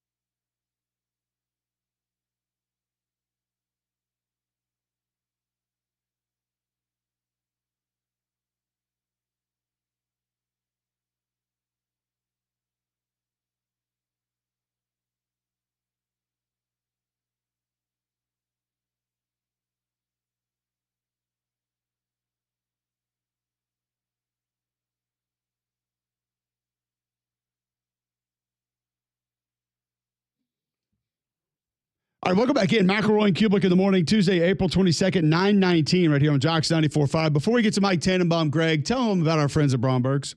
Well, I've had great experience at Bromberg's for years. It's the only place I've shopped since we've been back here in Birmingham. I know you guys will have a similar experience if you go and check out the incredible selection and service that you'll get at Bromberg's. They do an incredible job of putting you in the right direction of what it is you're looking for, whether it's a natural diamond, whether it's white gold, yellow gold, you name it, they got it. And don't forget, it's wedding season. They have great gifts in there as well. Highly recommend going and checking out what type of gifts they might have available. It's a piece of china, a piece of silver, whatever it may be. They have something beautiful that will stand the test of time, and you'll have a great experience doing so because the sales staff is second to none. So go and check out Bromberg's in Mountain Brook Village and at the Summit. All right, let's bring in Mike Tannenbaum, former GM of the Jets, longtime NFL employee who has been inside many draft war rooms. Mike, we were having a conversation about drafting big receivers before you joined us, and you got your Mike Evans, who obviously have been fantastic, but then you have your Quentin Johnsons and Chase Claypools that just don't feel like they're ever really going to work out. And some of that was around Tetuar McMillan in this year's draft, but maybe not just specifically him. How difficult is it when you get those guys maybe 6'4 plus to really evaluate what they're going to be in the NFL? Yeah, great to be with you guys. Thanks so much for having me. Look, I know as Greg would say, from a quarterback perspective, the bigger catching radius, the better. It just allows you to make those contested throws. Not that Greg ever threw an inaccurate throw, but hypothetically, if he did, you certainly, it's just, look, third down red zone, you look at guys like Mike Evans, and I think like we talk about, T-Rex amongst others, there's some bigger receivers in this draft that are going to be very productive. Higgins from Iowa State guys is another one. The one thing I've kind of realized, though, Mike, and it's changed throughout the years. I mean, everyone wanted the Megatron clone. Obviously, he was one of one. But I feel like you're seeing smaller, shiftier catch-and-run guys like a Malik by storm. And I feel like if you can kind of find the blend of that, you're in business. A guy that can create separation in the air, but also can take it the distance on a slant. So is there a guy in this draft that you think might actually check those boxes like Malik Neighbors did for the Giants last year? Yeah, I think I'm stating the obvious, but, I think Travis Hunter is just such a rare guy. Like, I think he has Justin Jefferson, on one side of the ball and Patrick Surtain. Very rarely do you see Travis Hunter get caught from behind. So I really do think he's, generational. I also think Matthew Golden, to me, we all know about that time, speed, and Indy, but I thought he played that way as well. Mike Tannenbaum, former GM of the Jets, joining us now with ESPN, joining us on the Higginbotham Hotline, talking NFL draft this year. How many, generational type talents do you see towards the top of this draft? Guys that you would dump your draft for, guys you would give almost anything to move up and be able to snag? Yeah, look, we just talked about Hunter. I think Abdul Carter, Ashton Genty, Tyler Warren, and Cam Ward to me would be the guys that I'd say are above that line as front line difference makers, in my mind. Well, I caught some heat from McElroy a few minutes ago when we were talking about this. And I said, I thought you could make a real argument that Tyler Booker is the best player in this draft. And the reason I say that, Mike, is when you take the ability to excel over everyone else in different areas, aspects of the position you play, I think Booker would match up with just about anybody else in this draft as far as the things that he does well that he's asked to do better than most everybody else does. I understand it's a guard. I understand the value, but would you make much of an argument if you said, hey, he's right there neck and neck as one of the top 3, 4, 5 best players in this draft? Yeah, I think he's a really solid player. I probably would take Gray Zabel over him. I think Zabel is just a little bit of a better athlete. I like Booker. I think he's a good star, but I think about the guys we talked about, the Genties, the Warrens of the world. I think they're difference makers at much more impactful positions.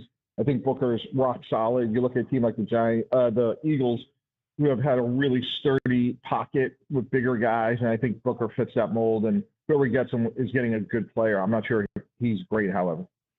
Looking at the quarterbacks, you referenced Cam Ward being the number one. No disagreements there. I'm kind of amazed at the elevation we've seen from Jackson Dart. I've called a bunch of his games over the years.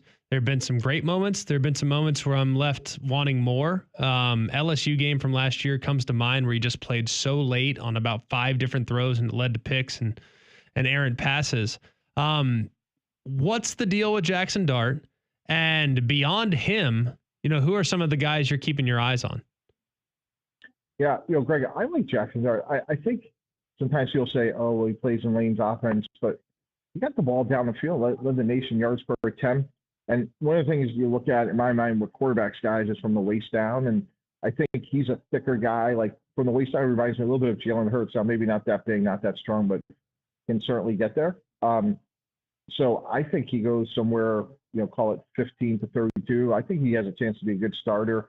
The other one for me is Tyler Shugg. He's a little bit older. He's 25, but when he's healthy, he's played well. Remarkably, he was Justin Herbert's backup their freshman year at Oregon. That's insane. The arm talent is second to none in this draft for him. But like you said, staying healthy and consistency would be a bit of an issue. I'm interested where you are in the tackles in this draft, Mike. I love Membo. Starting with him, I had him going as high as 4.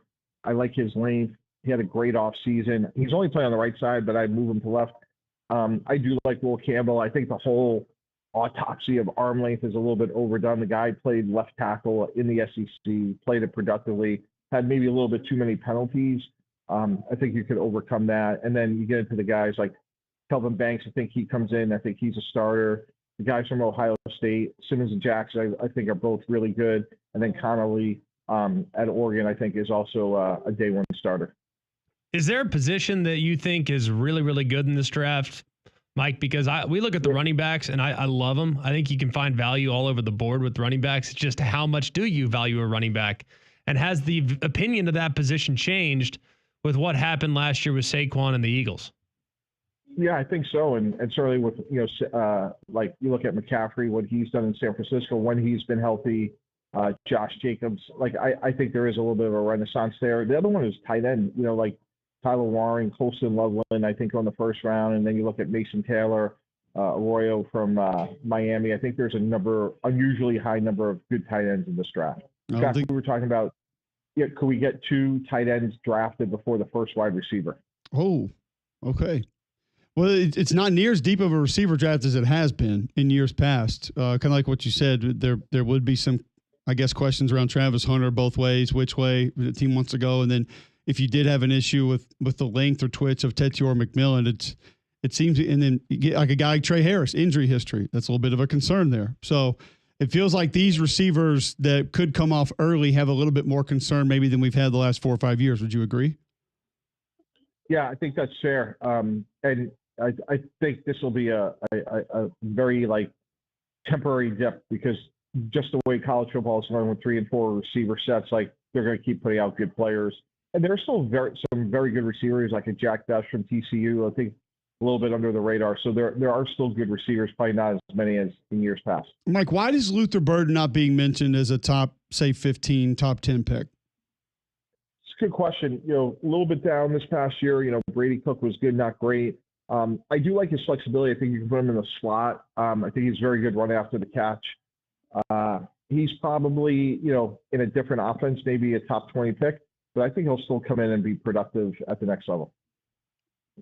Finally, Mike, when you look at a guy that is probably looking at a day 3 pick and a guy that might have crazy upside, but for whatever reason is getting buried, who do you think that might be? Is there a guy that jumps out to you? Yeah, and he may be more day 2, but Chavon Ravel from East Carolina, going back to our Jet days, Greg, he really reminds me a lot of Antonio Cromartie. And unfortunately, part of that is the injury. Both those guys actually tore their ACLs, but I think when healthy, Ravel has top end ability. Unfortunately, he got hurt. He was at East Carolina, so he's not like a household name, but he's somebody under the radar guys that, again, if healthy, I'm thrilled. I think he has a chance to be a great, great corner, and I can't wait to watch him, when he's healthy because he's long and he could run. All right, Mike, give us your guy that nobody's talking about in the first, maybe second round. It's a little bit of a later pick that has very little buzz around him that you're just really anxious to see come off the board because you think he's going to help whoever takes him. Go back to Jack Best. Unfortunately, I think some people know in the audience that, his brother unfortunately was, shot in that massacre in New Orleans. His brother was a great player at Princeton, but Jack Best is a really good route runner, very good hands, excellent at the Senior Bowl. some people compare him to Puka Nacua because he doesn't have that time speed, but he's always open. He's tough and he's rugged. I think he's going to be a very productive player. I've seen him mocked a number of times to the Rams for the obvious reasons in Nacua, but I think he's a really interesting player. And, we just talked about, hey, maybe this is not a great year for receivers. I think Jack Bech will be really good. I like that. Mike, great stuff. Thank you so much for hopping on with us. We appreciate it. Next time we'll have you revisit the draftable grade on Greg McElroy when he was coming out. All right. Thanks so much, guys. Really appreciate it. Thanks, Mike. You, Mike Tannenbaum, former GM of the Jets, joining us on the Higginbotham Hotline. You deserve solutions that are built for you. Higginbotham is your one-source solution for insurance, financial, and HR services. I love Jack Bech. I was shocked, Greg, that he didn't end up at a bigger school. I know TCU has money that they can throw around, but I thought another SEC school or a Big Ten school would swoop in and grab him. I just feel like he's tough. He's got those football player intangibles, does a lot of different things extremely well. He might not be A++ at anything, but he's B+ at almost everything. And I think he can be a guy that can play the slot for a while. Like a Amon-Ra St. Brown I type don't of know guy. if he has that juice per se, but he didn't have crazy juice coming out. Like No. I don't feel like he was more kind of a steady Eddie guy. I mean, he was a solid option route runner at USC, and it doesn't mean that. By the way, there's a role for that. Like Puka Nacua is that guy. Yeah. Like there's a bunch of guys that are that guy, and they catch a lot of volume, and they do a great job in the PPR leagues and PPR and all that stuff in fantasy does have a lot to do with guys having staying power and how much criticism a coach receives. If you're not getting the guys the ball because people want to get their fantasy points, that does have an impact. That's what happened to Arthur at the Falcons a couple years ago. Like the fantasy owners weren't happy, and all of a sudden they were like tweeting mean messages towards the Falcons and the head coach and the owner, and all of a sudden they decided to make a change. Now things are moving in the right direction in Atlanta. So like that's a thing. And I think there's a place for that with what Jack Bech does. I think he's got a good feel for the position. I really do. as long as the fans, fantasy teams are doing well, who cares about It's sad. everything else? It's sad, but that matters. So like stupid. it's pathetic, but it matters. So dumb. It's nerd game of the world, nerdiest game of all time, but people like it. We won the game, but y'all aren't happy. No, I drafted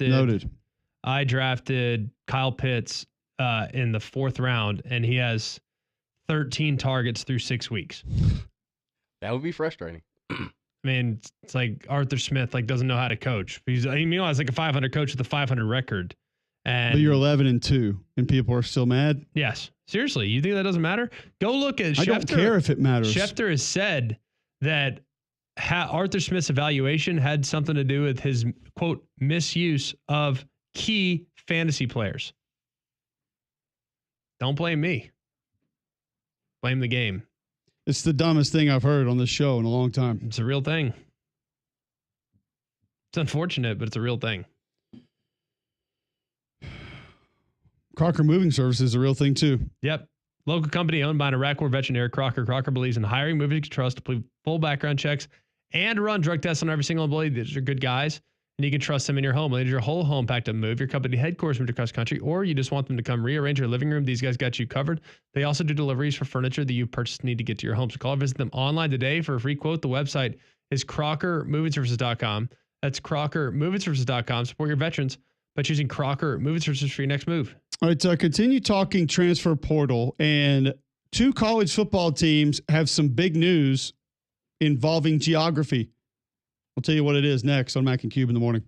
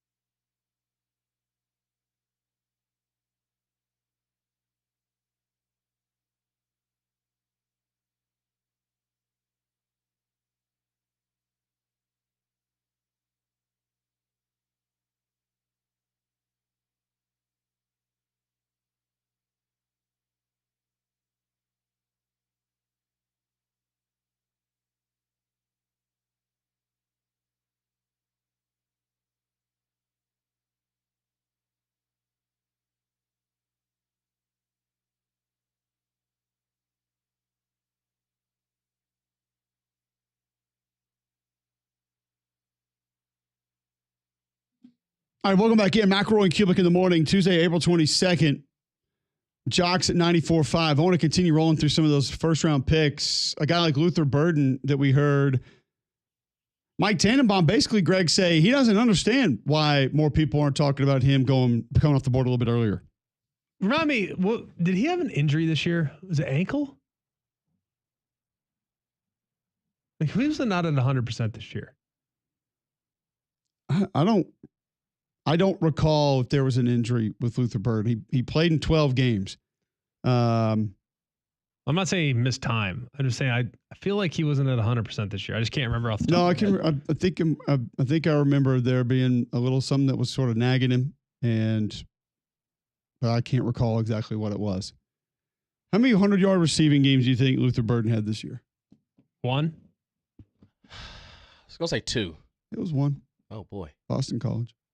that was early. Early. Mm-hmm. But I will say this. I do think that Luther Burden is kind of a guy that has probably been over scrutinized based on his most recent year. Like usually if you see the guys that get drafted the highest, they're usually like on an upward ascent, their whole career. He kind of went up and then came back down. Now you might be able to catch him on like a quick, dead cat bounce and you're good to go.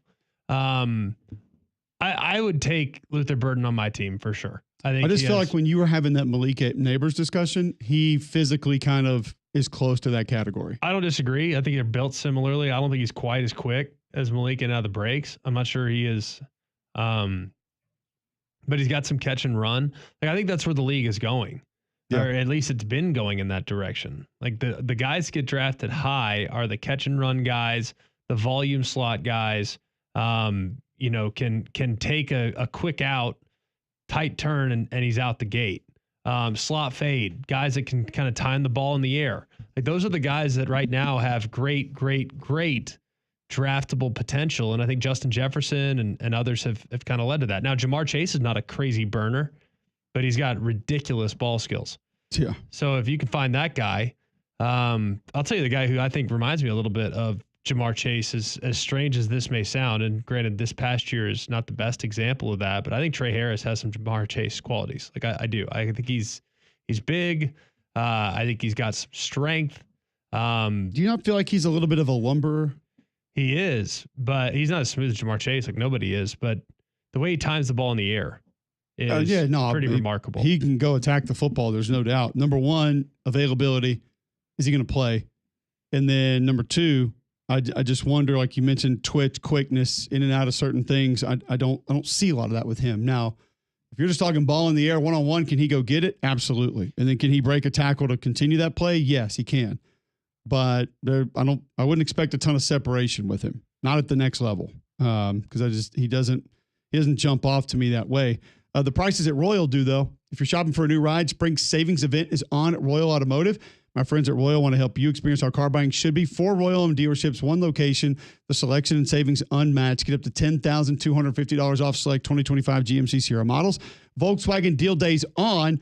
That means you can get up to $2,500 in customer bonuses on select models, or choose the luxury and safety you expect from the Volvo SUV lineup of XC40, XC60, and XC90 models with $1,000 70th anniversary bonus, 3.99 APR up to 72 months. All offers valid through April 30th, 2025. Certain restrictions do apply with approved credit. Royal Buick GMC, Royal Volkswagen, Royal Automart, Volvo Cars of Vestavia Hills, all at the corner of I-65 and Highway 31 of Vestavia. Online, royalautomotive.net. Make Royal your first and last stop when car shopping. And remember, for every ride, there's Royal. So a couple other prospects that we haven't gotten to. We'll mention a few of those on the other side and maybe get you to a bad box score of the day. All that and more next on Mac and Cube in the morning.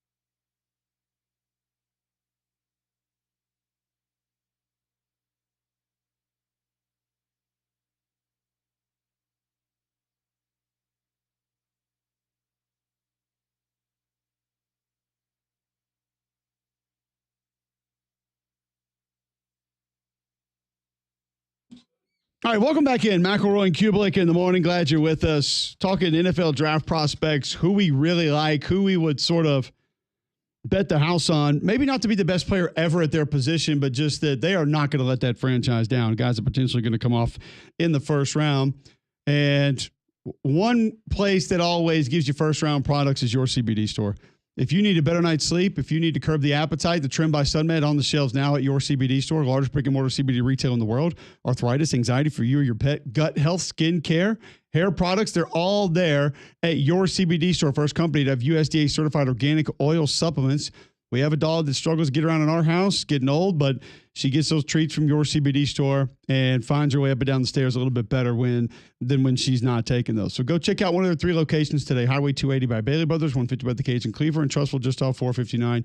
Your CBD store where good health hits home. All right, so continuing to roll down this list quickly, then we'll get to a bad box score of the day of just a couple of guys that are most likely probably coming off the board in the first round. You and I were talking running backs during the break. We mentioned Ashton Jeanty already. Would a clear number 2 for you be Amarion Hampton? Yes. I love Amarion Hampton, but I'll just say this. I think the number 2 spot is about as cloudy as it is at any other position. Really? I could make a case for Amarion Hampton there. I think I could make a case for Dylan Sampson there. And no, I'm not there with Sampson as much. Oh, wow. I think Sampson's a dude, but he's 5'8". That's a concern. Yeah, that is a concern. Okay. Because he bucks the trend. And you can tell me, well, Ashton Jeanty's 5'9". Ashton Jeanty plays so much bigger than that to me. And Sampson, to me, runs so violent, I just worry about the long-term health. Like, that, to me, is concerning. Like, to me, I'm going to Amarion Hampton, then there's a gap, and then there's Quinshon Judkins. The Quinshon Judkins would be my number 3. I love Quinshon. I think everybody knows that. I've made no secret about that. He was going to be next in line that I discussed as far as guys that potentially could take that spot. If the injury history wasn't there, Travion Henderson would be there. But it is always there. Has soft tissue stuff. Always. Like, I'm not there. And I don't think Caleb Johnson has the breakaway speed, but if you just need sort of if you need a grinder and you need a guy to set up your play action stuff, like I think he just gets yards. And I'm a big fan of his. And then I do agree with you. There's a bit of a step down. And then there's like a giant just jumble of Devin Neal, DJ Giddens, Jordan James, Damian Martinez that all I think can be good. And I don't know really how much each can be that much better than the other or worse than the other, but I think can all be very good NFL running backs. We were talking about this. We found it both amazing that ESPN has Ollie Gordon ranked the 24th running back in this upcoming draft. 24th. It's complete insanity. He won the Doak Walker Award 2 years ago. It's complete insanity. But when you start looking at the names, Woody Marks, Trevor Etienne, Bracial Tootin, Rocket Sanders, like those are good backs that are still in front of him. RJ Harvey, Damian Martinez, good backs. Brashard Smith, good back. It's the best position group in the draft. It's not even close. I think it might be the best running back group I've ever seen in a draft. Tight end's pretty good. Like if you can get Mitchell Evans, who right now is the 163rd overall player and the 9th tight end, it's like, goodness gracious alive. Like he's a great player. He's coming off a knee last year, but has a lot of game. Jake Brenningstool is a fringe draft player. He's 6'6", it's crazy. 250. It's like that guy's a good player. I like Bartholomew at Pitt. Like he didn't have much of a passing attack around him, but I think he's a good player. Like, I mean, these are good tight ends, man, that you're going to get in the 7th round. It's like, goodness gracious alive. I think CJ Dupree, if you're looking for a little extra physicality, he can bring a little something a little bit different. How about this, Greg? The 19th ranked tight end, according to ESPN, is Brant Keithy. I can remember a time when we were talking about him as a game breaker in college football. Now, injuries got in the way, but just if you're talking about being able to make plays and being a good play. 6'2". That's the problem. Like he's not really, doesn't have the length and he's not laterally quick enough. Like if you're under 6'4", you better be able to wiggle. Like, I mean, up there. Or you're going to knock someone's teeth in the ground. You better have some juice. So, well, yeah, like Robbie Utes is going to be listed as a tight end, but I think he's more of a hammer. Yeah, he's a lunch pail, hard hat, serviceable, do different things for you. Who's our cat at Baltimore that we were talking about? Ricard. Yeah, he's a Patrick Ricard is what he is. And there is a use for that in certain spots. Heck yeah, there is. I would love to see Rob Hughes get a chance in the NFL and go for a long time doing something similar to that. And all these guys going to get drafted, going to need a new home. And if you're looking for a new home here in Birmingham, it's Gusty Goulis and the Gusty Goulis Group.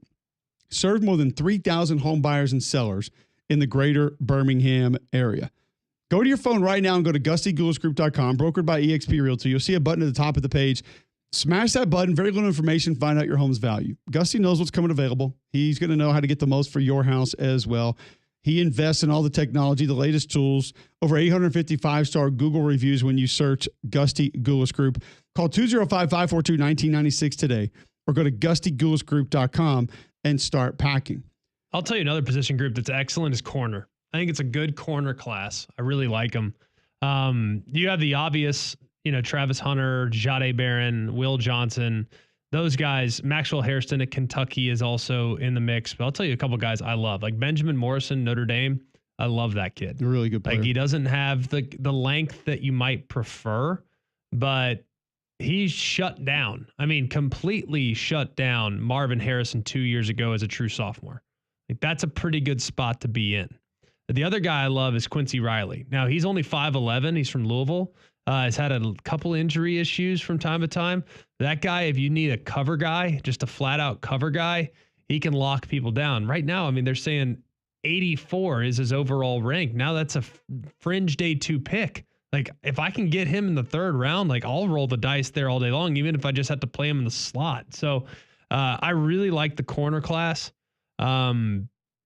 Corner to me has become such an important position if you want to set up your defense the way I'd want to set it up. So that'd be a position group too, where if I'm looking for one, I feel good about my chances of getting one so I can pass on one early. Yeah, no doubt. And then obviously you have some guys towards the bottom of that list too. O'Donnell Fortune's going to give you versatility, played some safety, has good length.